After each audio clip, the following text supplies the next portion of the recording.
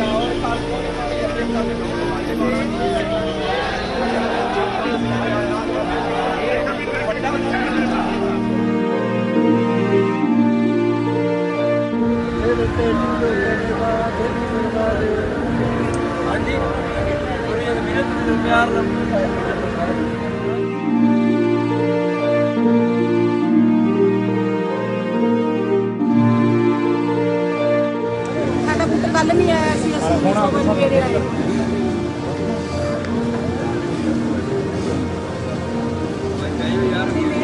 ऐसी मेहनत कमाई है, बनने तो लगे हुए हैं।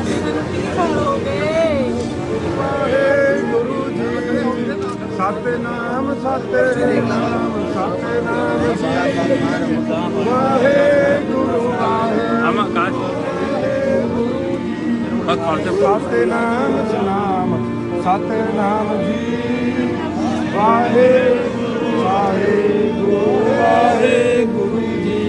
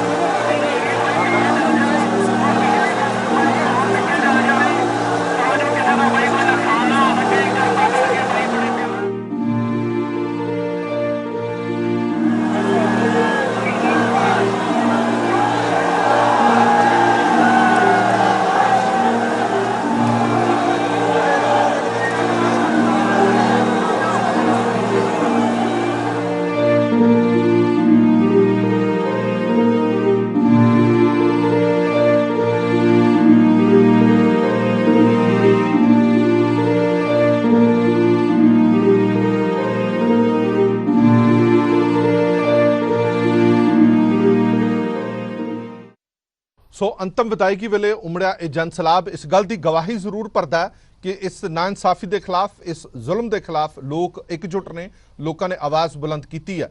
ਹਰ ਮਾਂ-ਬਾਪ ਦਾ ਇੱਕ ਸੁਪਨਾ ਜ਼ਰੂਰ ਹੁੰਦਾ ਕਿ ਉਸਦਾ ਪੁੱਤ ਜਵਾਨ ਹੋਵੇ, ਘੋੜੀ ਚੜੇ, ਪਰ ਅੱਜ ਜੋ ਸ਼ਗਨ ਮਨਾਏ ਗਏ ਨੇ, ਸ਼ਗਨ ਉਦੋਂ ਵੀ ਮਨਾਏ ਜਾਣੇ ਸੀ, ਪਰ ਅੱਜ ਜਿਹੜੇ ਸ਼ਗਨ ਮਨਾਏ ਗਏ ਨੇ ਉਹਨੇ ਹਰ ਇੱਕ ਨੂੰ ਹਿਲਾ ਕੇ ਜ਼ਰੂਰ ਰੱਖ ਦਿੱਤਾ ਹੈ। ਸਿੱਧੂ ਮੂਸੇਵਾਲਾ ਅਕਸਰ ਆਪਣੀ ਇੰਟਰਵਿਊ ਦੇ ਵਿੱਚ ਜਾਂ ਗਾਣਿਆਂ ਦੇ ਵਿੱਚ ਕਹਿੰਦਾ ਹੁੰਦਾ ਸੀਗਾ ਕਿ ਜਦ ਤੱਕ ਮੈਂ ਆਪਣਾ ਜੂੜਾ ਆਪਣੀ ਮਾਂ ਦੇ ਹੱਥੋਂ ਨਾ ਕਰਾ ਲਵਾਂ ਤਦ ਤੱਕ ਮੇਰੇ ਸਿਰ ਤੇ ਪੱਗ ਸਹੀ ਤਰ੍ਹਾਂ ਬੰਨੀ ਨਹੀਂ ਜਾਂਦੀ, ਤੇ ਅੱਜ ਉਹੀ ਮਾਂ ਆਖਰੀ ਵਾਰ ਆਪਣੀ ਪੁੱਤ ਦਾ ਜੂੜਾ ਗੁੰਦੀ ਹੋਈ ਨਜ਼ਰ ਆਈ। ਇਹ ਦ੍ਰਿਸ਼ ਨੇ ਜਿਹੜੇ ਪੱਥਰ ਨੂੰ ਵੀ ਪਿਘਲਾ ਦੇਣ ਵਾਲੇ ਸੀਗੇ।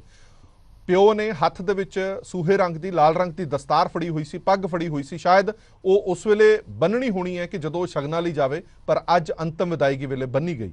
ਅੱਜ ਸਿਹਰਾ ਉਸਦੇ ਸਿਰ, ਅੱਜ ਕਲਗੀ ਉਹਦੇ ਸਿਰ ਲਗਾਈ ਗਈ। ਇੱਕ ਜਵਾਨ ਪੁੱਤ ਅਲਵਿਦਾ ਕਹਿ ਗਿਆ ਔਰ ਇਸ ਦੇ ਪਿੱਛੇ ਕਈ ਤਰ੍ਹਾਂ ਦੇ ਸਵਾਲ ਛੱਡ ਗਿਆ। ਉਹਨਾਂ ਸਵਾਲਾਂ ਦੀ ਤਲਾਸ਼ ਜਾਰੀ ਰਹੇਗੀ ਔਰ ਕੀ ਇਹਨਾਂ ਘਟਨਾਵਾਂ ਤੇ ਫੁੱਲ ਸਟਾਪ ਲੱਗੇਗਾ ਜਾਂ ਇਹ ਸ਼ੁਰੂਆਤ ਹੋਈ ਹੈ, ਇਸੇ ਤੇ ਹੀ ਵਿਚਾਰ ਚਰਚਾ ਲੈ ਕੇ ਹਾਜ਼ਰ ਹੋਏ ਹਾਂ। ਸਾਡਾ ਖਾਸ ਮਹਿਮਾਨ ਜੁੜੇ ਹੋਏ ਨੇ। ਅੱਜ ਕੋਈ ਪੋਲੀਟੀਕਲ ਡਿਬੇਟ ਨਹੀਂ, ਕਿਸੇ ਵੀ ਸਿਆਸੀ ਲੀਡਰ ਨੂੰ ਅਸੀਂ ਨਹੀਂ ਬੁਲਾਇਆ ਕਿਉਂਕਿ ਇਹ ਮੁੱਦਾ ਬੜਾ ਗੰਭੀਰ ਹੈ, ਇਹ ਮੁੱਦਾ ਬੜਾ ਸਮਝਣ ਵਾਲਾ ਹੈ ਕਿ ਪੰਜਾਬ ਜਾ ਕਿੱਥੇ ਰਿਹਾ। ਇਸ ਫੀਲਡ ਦੇ ਨਾਲ ਜੁੜੇ ਹੋਏ ਲੋਕਾਂ ਨੂੰ ਅਸੀਂ ਬੁਲਾਇਆ, ਜਿਹੜੇ ਰੰਗਮੰਚ ਦੇ ਨਾਲ ਵੀ ਜੁੜੇ ਹੋਏ ਨੇ, ਜੋ ਖੇਡ ਦੇ ਨਾਲ ਵੀ ਜੁੜੇ ਹੋਏ ਨੇ, ਜੋ ਪੱਤਰਕਾਰਤਾ ਦੇ ਨਾਲ ਜੁੜੇ ਹੋਏ ਨੇ, ਕਿ ਇਸ ਪੂਰੇ ਮੁੱਦੇ ਦਾ ਹੱਲ ਕਿਸ ਦੇ ਹੱਥ ਹੈ, ਕਿ ਸਰਕਾਰਾਂ ਦੇ ਹੱਥ ਹੈ, ਕਿ ਖਿਡਾਰੀਆਂ ਦੇ ਹੱਥ ਹੈ, ਗਾਇਕਾਂ ਦੇ ਹੱਥ ਹੈ, ਜਾਂ ਫਿਰ ਸਿਰਫ ਤੇ ਸਿਰਫ ਗੈਂਗਸਟਰਾਂ ਦੇ ਹੱਥ ਹੈ। ਇਹ ਸਾਰਾ ਮੁੱਦਾ ਸਾਡੇ ਨਾਲ ਮੌਜੂਦ ਨੇ ਡਾਕਟਰ ਸਾਹਿਬ ਸਿੰਘ ਜੀ, ਰੰਗਮੰਚ ਕਲਾਕਾਰ ਤੇ ਮਸ਼ਹੂਰ ਡਾਇਰੈਕਟਰ ਨੇ। ਨਰਿੰਦਰ ਸਿੰਘ ਕੰਗ ਸਾਹਿਬ ਸਮਾਜ ਸੇਵੀ ਨੇ ਤੇ ਵੱਡੇ ਖੇਡ ਪ੍ਰਮੋਟਰ ਨੇ, ਕਬੱਡੀ ਦੇ ਬਹੁਤ ਸਾਰੇ ਮੈਚ ਇਹ ਕਰਵਾਉਂਦੇ ਨੇ, ਖੇਡ ਨੂੰ ਪ੍ਰਮੋਟ ਕਰਦੇ ਨੇ। ਸਾਧੂ ਸਿੰਘ ਬਰਾੜ ਸਾਹਿਬ ਸੀਨੀਅਰ ਪੱਤਰਕਾਰ ਨੇ ਔਰ ਪੂਰੇ ਮਾਹੌਲ ਨੂੰ ਦੇਖਿਆ ਹੋਇਆ ਇਹਨਾਂ ਨੇ, ਪੰਜਾਬ ਦੇ ਉਸ ਦੌਰ ਨੂੰ ਵੀ ਦੇਖਿਆ ਹੋਇਆ ਇਹਨਾਂ ਨੇ ਜਦੋਂ ਸ਼ਰੇਆਮ ਅੱਤਵਾਦ ਦਾ ਦੌਰ ਸੀਗਾ, ਕਿਸੇ ਨੂੰ ਕਿਸੇ ਵੇਲੇ ਵੀ ਭੁੰਨ ਦਿੱਤਾ ਜਾਂਦਾ ਸੀ, ਗੋਲੀਆਂ ਮਾਰ ਦਿੱਤੀਆਂ ਜਾਂਦੀਆਂ ਸੀ। ਬਹੁਤ ਬਹੁਤ ਸਵਾਗਤ ਹੈ ਸਾਰੇ ਮਹਿਮਾਨਾਂ ਦਾ। ਮੈਂ ਸ਼ੁਰੂਆਤ ਡਾਕਟਰ ਸਾਹਿਬ ਤੁਹਾਡੇ ਤੋਂ ਹੀ ਕਰਾਂਗਾ, ਸਾਹਿਬ ਸਿੰਘ ਜੀ ਤੁਹਾਡੇ ਤੋਂ ਹੀ ਕਰਾਂਗਾ। ਮੈਨੂੰ ਯਾਦ ਹੈ ਕਿ ਕੋਈ ਦੌਰ ਸੀਗਾ ਜਦੋਂ ਪੰਜਾਬ ਦੇ ਕਲਾਕਾਰਾਂ ਤੇ ਬੜਾ ਮਾਣ ਹੁੰਦਾ ਸੀ, ਮਾਣ ਹੁਣ ਵੀ ਹੈਗਾ, ਪਰ ਇਹ ਇੱਥੇ ਇਸ ਨੌਬਤ ਤੱਕ ਗੱਲ ਆ ਜਾਏਗੀ ਕਿਸੇ ਨੇ ਸੋਚਿਆ ਨਹੀਂ ਸੀ। ਅਕਸਰ ਹੀ ਅਸੀਂ ਡਿਬੇਟਾਂ ਕਰਦੇ ਰਹੇ ਹਾਂ, ਡਾਕਟਰ ਸਾਹਿਬ ਤੁਸੀਂ ਵੀ ਮੇਰੀ ਉਸ ਡਿਬੇਟਾਂ ਦਾ ਹਿੱਸਾ ਬਣਦੇ ਰਹੇ ਹੋ। ਅਕਸਰ ਦੇ ਵਿੱਚ ਜੋ ਗੱਲਾਂ ਕੀਤੀਆਂ ਜਾਂਦੀਆਂ ਨੇ ਉਹ ਸਿਰਫ ਗਾਣਿਆਂ ਤੱਕ ਸੀਮਤ ਰਹਿ ਜਾਂਦੀਆਂ ਨੇ, ਉਹਨਾਂ ਨੂੰ ਜ਼ਿਆਦਾ ਸੀਰੀਅਸ ਲੈਣ ਦੀ ਜ਼ਰੂਰਤ ਨਹੀਂ, ਜ਼ਿਆਦਾ ਗੰਭੀਰਤਾ ਨਾਲ ਲੈਣ ਦੀ ਜ਼ਰੂਰਤ ਨਹੀਂ। ਪਰ ਜੋ ਭਾਣਾ ਵਾਪਰਿਆ ਉਸ ਭਾਣੇ ਨੂੰ ਦੇਖਣ ਤੋਂ ਬਾਅਦ ਲੱਗਦਾ ਹੈ ਕਿ ਹੁਣ ਸੀਰੀਅਸ ਚੀਜ਼ਾਂ ਲੈਣੀਆਂ ਪੈਣੀਆਂ, ਗੰਭੀਰਤਾ ਨਾਲ ਲੈਣੀਆਂ ਪੈਣੀਆਂ। ਇੱਕ ਜਵਾਨ ਪੁੱਤ ਚਲਾ ਗਿਆ, ਮਾਂ-ਬਾਪ ਦਾ ਸਹਾਰਾ ਨਿਕਲ ਗਿਆ ਉੱਥੋਂ।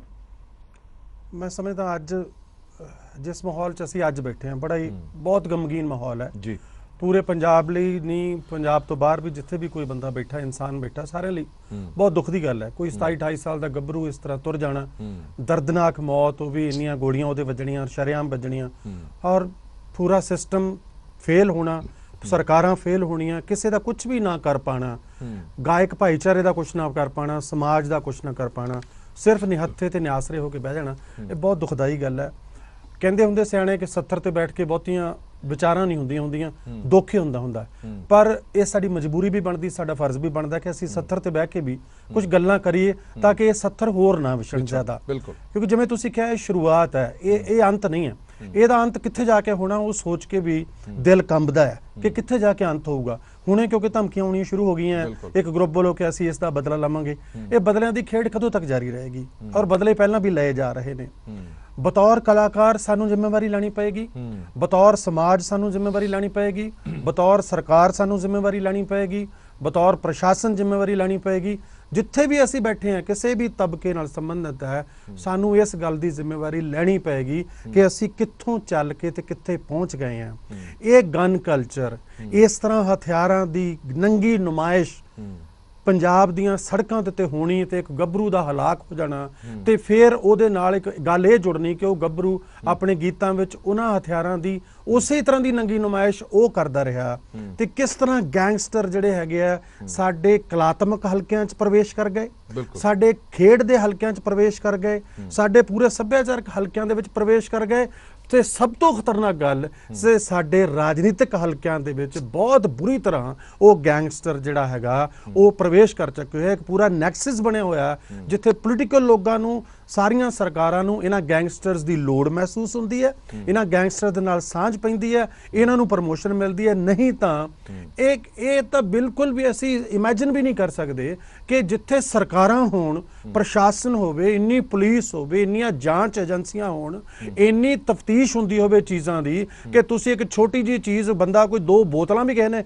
ਗੱਡੀ 'ਚ ਰੱਖੀਆਂ ਤੇ ਉਹਨੂੰ ਡਰ ਲੱਗਦਾ ਹੁੰਦਾ ਕਿ ਪੁਲਿਸ ਨਾ ਲੈ ਜੇ, ਉੱਥੇ ਏਡੇ ਖਤਰਨਾਕ ਹਥਿਆਰ, ਏਡੇ ਆਧੁਨਿਕ ਹਥਿਆਰ ਕਿੱਦਾਂ ਪੰਜਾਬ ਦੇ ਮਾਨਸਾ ਹਲਕੇ ਦੇ ਵਿੱਚ ਪਹੁੰਚ ਗਏ, ਕਿੱਦਾਂ ਇੰਨੀਆਂ ਗੱਡੀਆਂ ਪਹੁੰਚ ਗਈਆਂ, ਕਿੱਦਾਂ ਇਹ ਗੋਲੀਆਂ ਵੱਜੀਆਂ, ਕਿੱਥੇ ਨੰਗਲ ਅੰਬੀਆਂ ਜਿਹੜਾ ਮੁੰਡਾ ਹੈਗਾ ਉਹਦਾ ਜਦੋਂ ਕਤਲ ਹੁੰਦਾ ਉਦੋਂ ਵੀ ਹਥਿਆਰ ਇਦਾਂ ਦੇ ਸੀ, ਜੇ ਵਿੱਕੀ ਦਾ ਕਤਲ ਹੁੰਦਾ ਉਦੋਂ ਵੀ ਹਥਿਆਰ ਇਦਾਂ ਦੇ ਸੀ।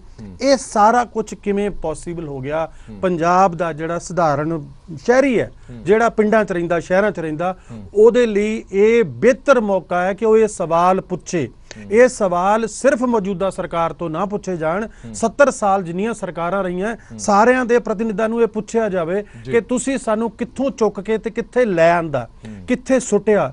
ਤੇ ਬਤੌਰ ਸਮਾਜ, ਬਤੌਰ ਸਾਹਿਬ ਸਿੰਘ, ਮੈਂ ਸਮਝਦਾ ਹਾਂ ਮੈਂ ਜ਼ਿੰਮੇਵਾਰ ਹਾਂ, ਮੀਡੀਆ ਵੀ ਜ਼ਿੰਮੇਵਾਰ ਹੈ, ਅਸੀਂ ਸਾਰੇ ਇਸ ਗੱਲ ਲਈ ਜ਼ਿੰਮੇਵਾਰ ਹਾਂ ਕਿ ਜਦੋਂ ਅਸੀਂ ਇਸ ਪਾਸੇ ਨੂੰ ਤੁਰੇ ਸੀ ਉਦੋਂ ਅਸੀਂ ਚੁੱਪ ਕਿਉਂ ਰਹੇ, ਅਸੀਂ ਕਿਉਂ ਨਾ ਬੋਲੇ, ਸਾਰੇ ਜਣੇ ਕਿਉਂ ਨਾ ਬੋਲੇ ਕਿ ਸਰਕਾਰਾਂ ਕੁਝ ਨਹੀਂ ਕਰ ਰਹੀਆਂ ਤੇ ਅਸੀਂ ਕਿਉਂ ਨਾ ਬੋਲੇ? ਸਰਕਾਰਾਂ ਨੂੰ ਕਿਉਂ ਨਾ ਸਵਾਲ ਕੀਤਾ, ਪੁਲਿਸ ਨੂੰ ਕਿਉਂ ਨਾ ਸਵਾਲ ਕੀਤਾ, ਪ੍ਰਸ਼ਾਸਨ ਨੂੰ ਕਿਉਂ ਨਾ ਸਵਾਲ ਕੀਤਾ, ਗਾਇਕਾਂ ਨੂੰ, ਗੀਤਕਾਰਾਂ ਨੂੰ ਕਿਉਂ ਨਾ ਸਵਾਲ ਕੀਤਾ ਕਿ ਬਈ ਸਾਡੇ ਗੀਤ ਕਿੱਦਾਂ ਦੇ ਹੁੰਦੇ ਸੀ, ਸਾਡੇ ਗੀਤਾਂ ਦੇ ਵਿੱਚ ਧੀਆਂ ਭੈਣਾਂ ਦਾ ਜ਼ਿਕਰ ਕਿੱਦਾਂ ਹੁੰਦਾ ਸੀ, ਸਾਡੇ ਵਿੱਚ ਜੇ ਜਵਾਈ ਦਾ ਵੀ ਜ਼ਿਕਰ ਹੁੰਦਾ ਸੀ ਤਾਂ ਜਵਾਈ ਦਾ ਜ਼ਿਕਰ ਇਹ ਨਹੀਂ, ਇਦਾਂ ਨਹੀਂ ਸੀ ਹੁੰਦਾ ਕਿ ਆ ਗਿਆ ਤੁਹਾਡਾ ਪ੍ਰਾਹੁਣਾ, ਇਦਾਂ ਨਹੀਂ ਸੀ ਹੁੰਦਾ। ਘਰਾਂ ਦੇ ਵਿੱਚ ਵੀ ਨਹੀਂ ਸੀ ਕਹਿੰਦੇ ਪ੍ਰਾਹੁਣਾ ਆ ਗਿਆ, ਇਹ ਕਹਿੰਦੇ ਹੁੰਦੇ ਸੀ ਵੀ ਹਾਂ ਉਹਦਾ ਨੂੰ ਕੋਈ ਇੱਜ਼ਤ ਨਾਲ ਨਾਮ ਲੈ ਕੇ ਕਹਿੰਦੇ ਹੁੰਦੇ ਸਾਡੇ, ਹਨ। ਅਸੀਂ ਕਿੱਥੇ ਪਹੁੰਚ ਗਏ? ਜਦੋਂ ਅਸੀਂ ਇਹਨਾਂ ਚੀਜ਼ਾਂ ਦੀ ਸ਼ੁਰੂਆਤ ਕੀਤੀ ਸੀ ਉਦੋਂ ਕੁਝ ਚੋਣਵੇਂ ਲੋਕ ਸੀ ਜਿਹੜੇ ਕਹਿੰਦੇ ਸੀ ਕਿ ਇਹ ਚੀਜ਼ਾਂ ਨਹੀਂ ਹੋਣੀਆਂ ਚਾਹੀਦੀਆਂ, ਇਹ ਕਲਾ ਨਹੀਂ ਹੈ, ਇਹ ਕਲਾ ਦਾ ਵਰਤਾਰਾ ਇਦਾਂ ਦਾ ਨਹੀਂ ਹੋਣਾ ਚਾਹੀਦਾ, ਇਹਦੇ ਚ ਹਥਿਆਰਾਂ ਲਈ, ਹਿੰਸਾ ਲਈ, ਉਲਾਰਪਣ ਲਈ, ਗੰਦ ਲਈ, ਉਕਸਾਊ ਚੀਜ਼ਾਂ ਲਈ ਨਹੀਂ ਹੈ। ਪਰ ਹੋਇਆ ਕਿ ਜਿਹੜੀਆਂ ਚੰਦ ਆਵਾਜ਼ਾਂ ਉੱਠਦੀਆਂ ਸੀ ਉਹਨਾਂ ਨੂੰ ਦੁਰਕਾਰਿਆ ਗਿਆ ਕਿ ਤੁਹਾਨੂੰ ਤਾਂ ਪਤਾ ਹੀ ਨਹੀਂ, ਯੂਥ ਤਾਂ ਇਦਾਂ ਕਰਦੀ ਹੁੰਦੀ ਹੈ, ਤੁਸੀਂ ਵੱਡੇ ਹੋ, ਸਿਆਣੇ ਹੋ, ਪਤਾ ਨਹੀਂ, ਜਾਂ ਇਹ ਕਹਿੰਦਾ ਜਾਂਦਾ ਰਿਹਾ ਕਿ ਅਸਰ ਨਹੀਂ ਹੁੰਦਾ। ਅਸਰ ਹੁੰਦਾ ਹੈ ਭਾਜੀ, 40-45 ਸਾਲ ਦੇ ਬੰਦੇ ਤੇ ਹੋ ਸਕਦਾ ਕਿ ਉਹ ਸਭ ਕੁਝ ਸੁਣ ਲਏਗਾ, ਅਸਰ ਉਨਾ ਹੀ ਕਰੇਗਾ। ਪਰ ਜਿਹੜੀ ਟੀਨੇਜ ਹੈ, ਜਿਹੜੀ 12 ਸਾਲ ਤੋਂ ਲੈ ਕੇ 25-26 ਸਾਲ ਦੀ ਏਜ ਦੇ ਬੰਦੇ ਨੇ, ਉਹ ਜਦੋਂ ਕੋਈ ਫਿਲਮ ਦੇਖਦੇ ਨੇ, ਕੋਈ ਗਾਣਾ ਸੁਣਦੇ ਨੇ, ਅਸਰ ਹੁੰਦਾ ਹੈ, ਅਸਰ ਹੁੰਦਾ ਹੈ। ਡਾਕਟਰ ਸਾਹਿਬ, ਇੱਕ ਗੱਲ ਮੈਂ ਜ਼ਰੂਰ ਤੁਹਾਡੇ ਤੋਂ ਜਾਣਨਾ ਚਾਹੁੰਦਾ, ਕੋਈ ਵੀ ਮਕਬੂਲ ਸਿੰਗਰ ਹੈ, ਕੋਈ ਵੀ ਮਕਬੂਲ ਗਾਇਕ ਹੈ, ਉਹਦਾ ਨਾਮ ਕਿਸੇ ਗੈਂਗਸਟਰ ਦੇ ਨਾਲ ਜੁੜਨਾ, ਕਿਸੇ ਗੱਠਜੋੜ ਦੇ ਨਾਲ ਜੁੜਨਾ, ਕੀ ਇਹ ਗਾਇਕਾਂ ਦੀ ਵੀ ਥੋੜੀ ਜਿਹੀ ਮਜਬੂਰੀ ਬਣ ਜਾਂਦੀ ਹੈ? ਬੜੇ ਸਾਰੇ ਸਵਾਲ ਇਹ ਚੁੱਕੇ ਜਾਂਦੇ ਰਹੇ ਨੇ ਹਾਲ ਹੀ ਵਿੱਚ, ਇਹ ਫਲਾਣੇ ਧੜੇ ਦਾ, ਇਹ ਫਲਾਣੇ ਧੜੇ ਨਾਲ ਸੰਬੰਧ ਰੱਖਦਾ। ਜਦੋਂ ਤੁਸੀਂ ਇੰਨੀ ਮਕਬੂਲੀਅਤ ਹਾਸਲ ਕਰ ਲੈਂਦੇ ਹੋ ਫਿਰ ਇਹਨਾਂ ਚੀਜ਼ਾਂ ਦੀ ਜ਼ਰੂਰਤ ਕਿਉਂ ਪੈ ਜਾਂਦੀ ਹੈ ਤੁਹਾਨੂੰ? ਮੈਂ ਇਸੇ ਕਰਕੇ ਕਹਿ ਰਿਹਾ ਸੀ ਕਿ ਇਹਦੇ 'ਚ ਨਾ ਜ਼ਿੰਮੇਵਾਰ ਸਾਰੇ ਹੀ ਨੇ ਕਿ ਸਰਕਾਰਾਂ ਕੀ ਸੁੱਤੀਆਂ ਪਈਆਂ ਸੀ ਹੁਣ ਤੱਕ, ਕਿ ਸਰਕਾਰਾਂ ਨੂੰ ਸਮਝ ਨਹੀਂ ਸੀ ਆ ਰਿਹਾ ਕਿ ਸਾਰਾ ਕੁਝ ਕਿਉਂ ਹੋ ਰਿਹਾ। ਇਹ ਸਰਕਾਰਾਂ ਹੀ ਨੇ ਨਾ ਜਦੋਂ ਆਪਣੀਆਂ ਪੋਲੀਟੀਕਲ ਰੈਲੀਆਂ ਕਰਦੀਆਂ ਤੇ ਵੱਡੇ ਗਾਇਕ ਜਿਹੜੇ ਸਟਾਰ ਗਾਇਕ ਹੁੰਦੇ ਉਹਨਾਂ ਨੂੰ ਸੱਦਦੀਆਂ, ਵੱਡੇ ਕਬੱਡੀ ਦੇ ਪਲੇਅਰਾਂ ਨੂੰ ਵੀ ਸੱਦਦੀਆਂ, ਸਾਰਿਆਂ ਨੂੰ ਸੱਦਦੀਆਂ, ਕਿ ਉਦੋਂ ਨਹੀਂ ਸੀ ਪਤਾ ਵੀ ਇਹ ਨੈਕਸਸ ਖੜਾ ਹੋ ਰਿਹਾ ਤੇ ਇਹਨੂੰ ਕਰੀਏ, ਕੰਟਰੋਲ ਕਰੀਏ। ਤੇ ਇਸੇ ਤਰ੍ਹਾਂ ਜਿਹੜੇ ਸਾਡੇ ਗਾਇਕ ਨੇ, ਜਿਹੜੇ ਸਾਡੇ ਕਲਾਕਾਰ ਨੇ, ਕਲਾਕਾਰ ਦਾ ਜਿਹੜਾ ਜੁੱਟ ਹੈ, ਜਿਹੜਾ ਗਰੁੱਪ ਹੈ, ਉਹਦੇ ਲੋਕਾਂ ਨਾਲ ਹੋਣਾ ਚਾਹੀਦਾ ਵੀ ਲੱਖਾਂ ਲੋਕ ਸਾਨੂੰ ਪਿਆਰ ਕਰਦੇ ਨੇ, ਸਾਨੂੰ ਜੋ ਦੇਣਾ ਲੋਕਾਂ ਨੇ ਦੇਣਾ, ਔਰ ਲੋਕ ਦਿੰਦੇ ਨੇ, ਰੱਜ ਕੇ ਦਿੰਦੇ ਨੇ। ਇਹ ਕਿਹੜੇ ਵੇਲੇ ਸਾਡੇ 'ਚ ਗੈਂਗਸਟਰ ਆ ਵੜੇ, ਕਿਹੜੇ ਵੇਲੇ ਸਾਡੇ ਕੋਲ ਪੈਸੇ ਵਾਲੇ ਬੰਦੇ ਆ ਵੜੇ, ਪੈਸੇ ਵਾਲੇ ਬੰਦੇ ਸਰਪ੍ਰਸਤੀ ਕਰਨ ਲੱਗ ਪਏ ਸਾਡੀ, ਅਸੀਂ ਪੈਸੇ ਵਾਲੇ ਬੰਦਿਆਂ ਦੇ ਸਾਹਮਣੇ ਸਲਾਮਾਂ ਕਰਨ ਲੱਗ ਪਏ। ਇਹ ਕਿਹੜੇ ਵੇਲੇ ਹੋਇਆ? ਜਦੋਂ ਹੋ ਗਿਆ ਫਿਰ ਇੱਕ ਵੇਲੇ, ਫਿਰ ਇਹ ਐਸੀ ਅੰਨੀ ਗਲੀ ਹੈ, ਇਹਦੇ ਵਿੱਚੋਂ ਫਿਰ ਤੁਸੀਂ ਵਾਪਸ ਆਣਾ ਬਹੁਤ ਮੁਸ਼ਕਿਲ ਹੈ, ਤੁਸੀਂ ਫਸਦੇ ਹੋ ਉਹਦੇ ਵਿੱਚ। ਤੇ ਅੱਜ ਉਸੇ ਸਭ ਕੁਝ ਦਾ ਨਤੀਜਾ ਨਿਕਲਿਆ ਕਿ ਸਾਡੇ ਜਿੰਨੇ ਮਰਜ਼ੀ ਮਤਭੇਦ ਹੋਣ ਕਿ ਗਾਇਕੀ ਅੱਛੀ ਹੈ ਜਾਂ ਬੁਰੀ ਹੈ, ਪਰ ਇੱਕ ਗੱਭਰੂ ਦੀ ਇਸ ਤਰ੍ਹਾਂ ਦੀ ਮੌਤ ਬਰਦਾਸ਼ਤ ਨਹੀਂ ਹੋ ਰਹੀ। ਗੁੱਸਾ ਵੀ ਹੈ। ਜਿਹੜੇ ਸਿੱਧੂ ਮੂਸੇਵਾਲੇ ਦੇ ਮਾਂ-ਬਾਪ ਨੇ, ਜੇ ਉਹਦੇ ਬਾਪ ਦੀ ਜਗ੍ਹਾ ਮੈਂ ਵੀ ਹੁੰਦਾ ਤੇ ਸ਼ਾਇਦ ਮੈਂ ਵੀ ਆਪਣੀ ਪੱਗ ਖੋਲ ਕੇ ਇੱਦੇ ਸਾਰਿਆਂ ਨੂੰ ਕਹਿੰਦਾ ਵੀ ਯਾਰ ਮੇਰਾ ਨਿਆਣਾ ਵਾਪਸ ਕਰ ਦਿਓ। ਜਿਹੜੀ ਅੱਜ ਥਾਪੀ ਸਿੱਧੂ ਮੂਸੇਵਾਲੇ ਦੇ ਪਿਓ ਨੇ ਮਾਰੀ ਹੈ ਨਾ, ਉਹਨੇ ਥਾਪੀ ਮਾਰੀ ਆਪਣੇ ਪੱਟ ਦੇ ਉੱਤੇ ਕਿ ਮੈਂ ਉਹਦਾ ਪਿਓ ਐ, ਮੈਂ ਵੀ ਏਦਾਂ ਹੀ ਜੀਊਂਗਾ ਅਣਖ ਨਾਲ। ਇਹ ਕੋਈ ਵੀ ਪਿਓ ਹੁੰਦਾ ਸ਼ਾਇਦ ਇਦਾਂ ਦੀਆਂ ਗੱਲਾਂ ਕਰਦਾ, ਪਰ ਸਾਨੂੰ ਇਹ ਜ਼ਰੂਰ 1-2 ਮਿੰਟ ਰੁਕ ਕੇ ਸੋਚਣਾ ਪਊਗਾ ਕਿ ਅਸੀਂ ਪੰਜਾਬ ਨੂੰ ਕਿਹੜੇ ਪਾਸੇ ਲੈ ਕੇ ਜਾ ਰਹੇ ਹਾਂ। ਪੰਜਾਬ ਦਾ ਨੌਜਵਾਨ ਬੇਰੁਜ਼ਗਾਰੀ ਦੀ ਮਾਰ ਚੱਲ ਰਿਹਾ ਹੈ, ਪੰਜਾਬ ਦਾ ਨੌਜਵਾਨ ਗਰੀਬੀ ਦੀ ਮਾਰ ਚੱਲ ਰਿਹਾ ਹੈ, ਪੰਜਾਬ ਦੇ ਪੇਰੈਂਟਸ 50-50 ਲੱਖ ਲਾ ਕੇ ਬੱਚਿਆਂ ਨੂੰ ਬਾਹਰ ਭੇਜਣ ਲਈ ਮਜਬੂਰ ਹੋਏ ਹੋਏ ਨੇ। ਪੰਜਾਬ ਦੀਆਂ ਲੋੜਾਂ ਕੁਝ ਹੋਰ ਨੇ, ਸਮੱਸਿਆਵਾਂ ਕੁਝ ਹੋਰ ਨੇ। ਉਹਨਾਂ ਸਮੱਸਿਆਵਾਂ ਨੂੰ ਛੱਡ ਕੇ ਅਸੀਂ ਕਿੱਧਰ ਨੂੰ ਤੁਰ ਪਏ ਹਾਂ? ਇਹਦੇ ਲਈ ਸਰਕਾਰਾਂ ਨੂੰ ਸੋਚਣਾ ਚਾਹੀਦਾ। ਸਰਕਾਰਾਂ ਨੇ ਜੇ ਰੰਗਲਾ ਪੰਜਾਬ ਸੱਚੀ ਬਣਾਉਣਾ ਤੇ ਪਹਿਲਾਂ ਇਹਨਾਂ ਸਵਾਲਾਂ ਨੂੰ ਰੂਬਰੂ ਹੋਣ, ਮੁਖਾਤਬ ਹੋਣ ਕਿ ਅਸੀਂ ਇਹ ਨਸ਼ਿਆਂ ਦੀ ਦੌੜ, ਇਹ ਹਥਿਆਰਾਂ ਦੀ ਦੌੜ ਔਰ ਇਸ ਤਰ੍ਹਾਂ ਦੀ ਉਕਸਾਊ ਜਿਹੜੀ ਚੀਜ਼ਾਂ ਨੇ ਉਹਨਾਂ ਨੂੰ ਕਿੱਦਾਂ ਬੰਦ ਲੈਣਾ। ਤੇ ਸਮਾਜ ਪੂਰੇ ਦਾ ਪੂਰਾ ਸਮਾਜ ਆਪਣੇ ਆਪ ਨੂੰ ਵੀ ਜ਼ਿੰਮੇਵਾਰ ਸਮਝੇ, ਫਿਰ ਕਿਤੇ ਗੱਲ ਕੰਗ ਸਾਹਿਬ ਕੋਲ ਵੀ ਚੱਲਦੇ ਆ। ਕੰਗ ਸਾਹਿਬ, ਅਕਸਰ ਹੀ ਅਸੀਂ ਉਹ ਦੌਰ ਵੀ ਦੇਖਿਆ ਜਦੋਂ ਕਬੱਡੀ ਆਪਣੀ ਚਰਮ ਸੀਮਾ ਤੇ ਸੀ, ਜਦੋਂ ਵਰਲਡ ਕੱਪ ਕਬੱਡੀ ਦੇ ਹੋਇਆ ਕਰਦੇ ਸੀਗੇ। ਇੱਕ ਦੌਰ ਅਜਿਹਾ ਵੀ ਆ ਗਿਆ ਸੀ ਕਿ ਲੋਕਾਂ ਦਾ ਝੁਕਾਅ ਕ੍ਰਿਕਟ, ਫੁੱਟਬਾਲ ਜਾਂ ਹੋਰ ਖੇਡਾਂ ਤੋਂ ਹਟ ਕੇ ਕਬੱਡੀ ਵੱਲ ਵੀ ਜਾਣ ਲੱਗ ਗਿਆ, ਕਿਉਂਕਿ ਉਹਨਾਂ ਨੂੰ ਰੋਜ਼ਗਾਰ ਦੇ ਵਸੀਲੇ, ਨੌਕਰੀਆਂ ਦੇ ਵਸੀਲੇ, ਪੈਸਿਆਂ ਦੇ ਵਸੀਲੇ ਨਜ਼ਰ ਆਉਣ ਲੱਗੇ ਸੀਗੇ। ਪਰ ਹੁਣ ਵਸੀਲੇ ਪੁੱਠੇ ਪੈ ਗਏ ਨੇ। ਹੁਣ ਹਥਿਆਰਾਂ ਦੇ, ਨਸ਼ਿਆਂ ਦੇ, ਗੈਂਗਸਟਰਾਂ ਦੇ ਵਸੀਲੇ ਲੱਗਣ ਲੱਗ ਨੇ। ਬੜੀਆਂ ਖਬਰਾਂ ਸਾਡੇ ਕੋਲ ਇੱਥੋਂ ਤੱਕ ਆਉਂਦੀਆਂ ਨੇ ਕਿ ਮਾਂ-ਬਾਪ ਹੁਣ ਗਰੇਜ਼ ਕਰਨ ਲੱਗ ਗਏ ਨੇ ਕਿ ਕਬੱਡੀ ਦੇ ਮੈਚਾਂ ਦੇ ਵਿੱਚ ਤੁਸੀਂ ਜਾਣਾ ਨਹੀਂ ਹੈ, ਕਬੱਡੀ ਕੱਪ ਨਹੀਂ ਖੇਡਣੀ ਹੈ, ਕਿਉਂਕਿ ਉੱਥੇ ਤੁਹਾਨੂੰ ਗੋਲੀ ਮਿਲ ਸਕਦੀ ਹੈ। ਅਜਿਹਾ ਕਲਚਰ ਪੈਦਾ ਕਿੱਥੋਂ ਹੋਇਆ, ਕਿਵੇਂ ਹੋਇਆ, ਇਹ ਸਮਝ ਤੋਂ ਬਾਹਰ। ਹਰਪ੍ਰੀਤ ਜੀ, ਸਭ ਤੋਂ ਪਹਿਲਾਂ ਤਾਂ ਦੇਸ਼ ਵਿਦੇਸ਼ ਦੇ ਵਿੱਚ ਜਿੰਨੇ ਵੀ ਪੰਜਾਬੀ ਬੈਠੇ ਆ, ਅੱਜ ਹਰ ਇੱਕ ਦੀ ਜਿਹੜੀ ਅੱਖ ਹੈ ਉਹ ਨਮ ਹੈ, ਕਿਉਂਕਿ ਬਹੁਤ ਵੱਡਾ ਜਿਹੜਾ ਹਾਦਸਾ ਸਿੱਧੂ ਮੂਸੇਵਾਲੇ ਨਾਲ ਵਰਤਿਆ ਹੈ, ਇਹ ਬਹੁਤ ਹੀ ਮੰਦਭਾਗਾ ਹੈ। ਉਸ ਤੋਂ ਬਾਅਦ ਤੁਸੀਂ ਕਬੱਡੀ ਦੀ ਗੱਲ ਕਰੀ ਹੈ, ਪਿਛਲੇ ਸਮੇਂ ਦੇ ਵਰਲਡ ਕੱਪਾਂ ਦੀ ਗੱਲ ਕਰੀਏ, ਤੁਸੀਂ ਬਿਲਕੁਲ ਆਪਣੀ ਜਗ੍ਹਾ ਤੇ ਸਹੀ ਕਹਿ ਰਹੇ ਹੋ। ਪਿਛਲੇ ਸਮੇਂ ਦੇ ਵਿੱਚ ਖਿਡਾਰੀਆਂ ਨੂੰ ਨੌਕਰੀਆਂ ਵੀ ਮਿਲੀਆਂ, ਤੇ ਜਦੋਂ ਵਰਲਡ ਕਬੱਡੀ ਕੱਪ ਸ਼ੁਰੂ ਹੋਏ ਸੀ, ਕਿਉਂਕਿ ਪੰਜਾਬੀਆਂ ਦੀ ਮਾਂ ਖੇਡ ਹੈ ਕਬੱਡੀ, ਹਰ ਇੱਕ ਬੰਦਾ ਚਾਹੇ ਇੱਥੋਂ ਜਾ ਕੇ ਆਸਟ੍ਰੇਲੀਆ ਬਹਿ ਗਿਆ, ਚਾਹੇ ਮੈਲਬੌਰਨ ਬਹਿ ਗਿਆ, ਕਿਤਨੇ ਸਿਡਨੀ ਬਹਿ ਗਿਆ, ਜਾਂ ਕੈਲਗਰੀ, ਐਡਮਿੰਟਨ, ਕਿਤੇ ਵੀ ਬਹਿ ਗਿਆ ਕੇ, ਉਹ ਆਪਣੀ ਮਾਂ ਖੇਡ ਪੰਜਾਬੀ ਦੇ ਨਾਲ ਜੁੜਿਆ ਹੋਇਆ ਸੀਗਾ। ਤੇ ਉਦੋਂ ਦੌਰ ਆਟੋਮੈਟਿਕਲੀ ਸ਼ੁਰੂ ਹੋਣਾ ਸੀ ਇਹ ਬਾਹਰ ਵਿਦੇਸ਼ਾਂ ਦੇ ਵਿੱਚ ਜਾ ਕੇ। ਪਰ ਜਿਹੜਾ ਅੱਜ ਦਾ ਦੌਰ ਚੱਲ ਰਿਹਾ, ਕਿਉਂਕਿ ਮੈਨੂੰ ਤਕਰੀਬਨ 25 ਸਾਲ ਹੋ ਗਏ ਜਦੋਂ 91 ਦੇ ਵਿੱਚ ਇਹ ਸੱਭਿਆਚਾਰਕ ਮੇਲੇ ਤੇ ਖੇਡ ਟੂਰਨਾਮੈਂਟ ਬੰਦ ਹੋ ਗਏ ਸੀ, ਤਾਂ ਮੈਂ ਆਪਣੇ ਪਿੰਡ ਬੂਰ ਮਾਜਰੇ ਦੇ ਵਿੱਚ, ਉਦੋਂ ਪੁਲਿਸ ਤੇ ਜਿਹੜੀ ਪਬਲਿਕ ਦੀ ਸਾਂਝ ਸੀ ਉਹ ਟੁੱਟ ਗਈ ਸੀ, ਲੋਕ ਡਰਨ ਲੱਗ ਗਏ ਸੀ। ਅਸੀਂ ਹੌਸਲਾ ਕਰਕੇ ਕੁਝ ਬੰਦਿਆਂ ਨੇ ਤੇ ਉਹ ਖੇਡ ਨੂੰ ਫੇਰ ਸ਼ੁਰੂ ਕਰਿਆ, ਜਿਹੜਾ ਬਹੁਤ ਔਖਾ ਦੌਰ ਸੀ। ਅੱਜ ਫੇਰ ਮੈਨੂੰ ਇਹ ਲੱਗਦਾ ਹੈ ਕਿ ਜਿਹੜੇ ਪਿੰਡਾਂ ਦੇ ਵਿੱਚ ਖੇਡ ਮੇਲੇ ਹੋਣ ਵਾਲੇ, ਪਿੰਡਾਂ ਦੀਆਂ ਪ੍ਰਬੰਧਕ ਕਮੇਟੀਆਂ, ਯੂਥ ਕਲੱਬ ਹੈ, ਉਹ ਇਸ ਚੀਜ਼ ਤੋਂ ਡਰਨ ਲੱਗ ਗਏ ਨੇ। ਉਹਦੇ ਕਾਰਨ ਹੈ, ਤੁਸੀਂ ਪਿੱਛੇ ਦੇਖਿਆ ਕਿ ਜਿਹੜਾ ਮੁੰਡਾ ਪਹਿਲਵਾਨ ਸੀ ਉਹਦਾ ਕਤਲ ਹੋਇਆ, ਉਸ ਤੋਂ ਬਾਅਦ ਸੰਦੀਪ ਨੰਗਲੰਬੀਆਂ ਦਾ ਕਤਲ ਹੋਇਆ, ਉਸ ਤੋਂ ਬਾਅਦ ਹੋਰ ਵੀ ਨੌਜਵਾਨ ਬਹੁਤ ਜਿਹੜੇ ਕਿ ਨਸ਼ਿਆਂ ਨੂੰ ਰੋਕਣ ਵਾਸਤੇ ਉਪਰਾਲੇ ਕਰਦੇ ਸੀ, ਉਹਨਾਂ ਦਾ ਗਰਾਊਂਡਾਂ ਦੇ ਵਿੱਚ ਹੀ ਕਤਲ ਕਰ ਦਿੱਤਾ ਗਿਆ। ਅਤੇ ਜਦੋਂ ਟੀਮ ਉਸ ਗੱਡੀਆਂ ਦੇ ਵਿੱਚ ਖੇਡਣ, ਖੇਡ ਮੇਲਿਆਂ ਤੇ ਆਉਂਦੀ ਹੈ ਅੱਜ ਕੱਲ ਦੇ ਸਮੇਂ ਦੇ ਪਿਛਲੇ 3-4 ਸਾਲਾਂ ਤੋਂ, ਤਾਂ ਉੱਥੇ ਇਹ ਦੱਸਿਆ ਜਾਂਦਾ ਵੀ ਇਹ ਜਿਹੜਾ ਪਲੇਅਰ ਹੈ ਇਹ ਇਸ ਟੀਮ ਦੇ ਵਿੱਚ ਨਹੀਂ ਖੇਡੇਗਾ, ਖੁਸ਼ੀ ਇੱਥੇ ਨਹੀਂ ਖੇਡੇਗਾ, ਕਿਉਂਕਿ ਇੱਥੇ ਇਹੀ ਟੀਮ ਜਿੱਤਣੀ ਚਾਹੀਦੀ ਹੈ ਜਿਹੜੀ ਕਿਸੇ ਕਲੱਬ ਦੇ ਨਾਂ ਤੇ ਟੀਮ ਹੁੰਦੀ। ਉਹਦਾ ਬਹੁਤ ਵੱਡਾ ਚਾਂਸ ਹੁੰਦਾ ਵੀ ਜਿਹੜੇ ਕਲੱਬ ਉਸ ਖੇਡ ਮੇਲੇ ਦੇ ਵਿੱਚ ਪ੍ਰਾਈਜ਼ ਰੱਖਦੇ ਨੇ 2 ਲੱਖ 2.5 ਲੱਖ, ਇਹ ਬੈਸਟ ਰੇਡਰ ਨੂੰ ਵੱਡੇ ਵੱਡੇ ਬੁਲਟ ਦਿੱਤੇ ਜਾਂਦੇ ਨੇ, ਉਹਨਾਂ ਦਾ ਕਾਰਨ ਹੁੰਦਾ ਵੀ ਇਹਨਾਂ ਬੰਦਿਆਂ ਕੋਲੇ ਜਾਵੇ ਅਤੇ ਇਹਨਾਂ ਬੰਦਿਆਂ ਤੋਂ ਹਿੱਸਾ ਉਹਨਾਂ ਗੈਂਗਸਟਰਾਂ ਨੂੰ ਜਾਵੇ। ਇਸ ਕਰਕੇ ਉੱਥੇ ਜਿਹੜੀਆਂ ਕਮੇਟੀਆਂ ਉਹ ਵੀ ਲਾਚਾਰ ਹੋ ਜਾਂਦੀਆਂ। ਜਿਹੜੀਆਂ ਡਰੱਗ ਡੋਪ ਟੈਸਟ ਕਰਨ ਵਾਲੀਆਂ ਟੀਮਾਂ ਉਹ ਤਾਂ ਪਿੰਡਾਂ ਦੇ ਖੇਡ ਮੇਲੇ 'ਚ ਪਹੁੰਚਦੀਆਂ ਨਹੀਂ, ਨਾ ਤਾਂ ਕਦੇ ਸਰਕਾਰਾਂ ਨੇ ਵੱਡੇ ਉਪਰਾਲੇ ਕਰੇ ਆ, ਨਾ ਹੀ ਉਖੜਾ ਜਿਹੜੇ ਖੇਡ ਪ੍ਰਮੋਟਰ ਵੀ ਆ ਵਿੱਚ, ਜਾਂ ਕੁਝ ਕੋਚ ਸਾਹਿਬਾਨ ਵੀ ਆ, ਉਹਨਾਂ ਦਾ ਵੀ ਇਹੀ ਹੁੰਦਾ ਕਿ ਸਾਡੀ ਟੀਮ ਜਿੱਤੇ, ਚਾਹੇ ਉਹ ਟੀਕਾ 1 ਲਾਵੇ ਚਾਹੇ 2 ਲਾਵੇ। ਤੇ ਅੱਜ ਉਹ ਦੌਰ ਦੇ ਵੱਲ ਨੂੰ ਜਿੱਥੇ ਖੇਡ ਜਗਤ ਪਹੁੰਚਿਆ ਸੀ, ਤੇ ਅੱਜ ਤੁਸੀਂ ਪਿਛਲੇ ਸਮੇਂ ਦੇ ਵਿੱਚ ਦੇਖਿਆ ਵੀ ਜਿਨ੍ਹਾਂ ਸਮੇਂ ਤੇ ਜਿੰਨੇ ਵੀ, ਚਾਹੇ ਕੋਈ ਸਿੰਗਰ ਦਾ ਕਤਲ ਹੋਇਆ, ਚਾਹੇ ਕੋਈ ਦੀਪ ਸਿੱਧੂ ਦੀ ਕੋਈ ਗੱਲਬਾਤ ਹੋਈ ਹੈ, ਸਰਕਾਰਾਂ ਦੇ ਨੁਮਾਇੰਦਿਆਂ ਦੀ ਰਟੀ ਰਟਾਈ ਗੱਲ ਹੈ, ਇਹ ਤੇ SIT ਬਿਠਾਲਤੀ ਤੇ ਇਹਦਾ ਅਸੀਂ ਜਿਹੜਾ ਕੰਮ ਹੈ ਉਹ ਜਾਰੀ ਰੱਖਿਆ। ਜੇ ਪ੍ਰਸ਼ਾਸਨ ਨੂੰ ਪੁੱਛੋ, ਉਹ ਕਹਿੰਦੇ ਜੀ ਦੀ ਇਨਕੁਆਇਰੀ ਚੱਲ ਰਹੀ ਹੈ, ਜਲਦੀ ਤੁਹਾਡੇ ਸਾਹਮਣੇ ਰਿਜ਼ਲਟ ਹੋ ਜਾਊਗਾ। ਤੁਸੀਂ ਅਕਸਰ ਅਖਬਾਰਾਂ ਦੇ TV ਦੇ ਵਿੱਚ ਦੇਖਦੇ ਆ। ਮੈਂ ਤੁਹਾਨੂੰ ਇੱਕ ਐਗਜ਼ਾਮਪਲ ਦੱਸਦਾ, ਮੋਹਾਲੀ ਸ਼ਹਿਰ ਦੇ ਵਿੱਚ ਥੋੜੇ ਸਮੇਂ ਪਹਿਲਾਂ ਇੱਕ ਆਫੀਸਰ ਦਾ ਕੁੱਤਾ, ਪਾਲਤੂ ਕੁੱਤਾ ਗੁੰਮ ਹੋ ਗਿਆ। ਮੈਂ ਉਹਦਾ ਆਈ ਵਿਟਨੈਸ ਹਾਂ। 2 ਘੰਟਿਆਂ ਦੇ ਵਿੱਚ ਡੱਡੂ ਮਾਜਰੇ ਤੋਂ ਪੁਲਿਸ ਨੇ ਕੁੱਤਾ ਲਿਆ ਕੇ ਉਹਦੇ ਘਰ ਛੱਡਤਾ।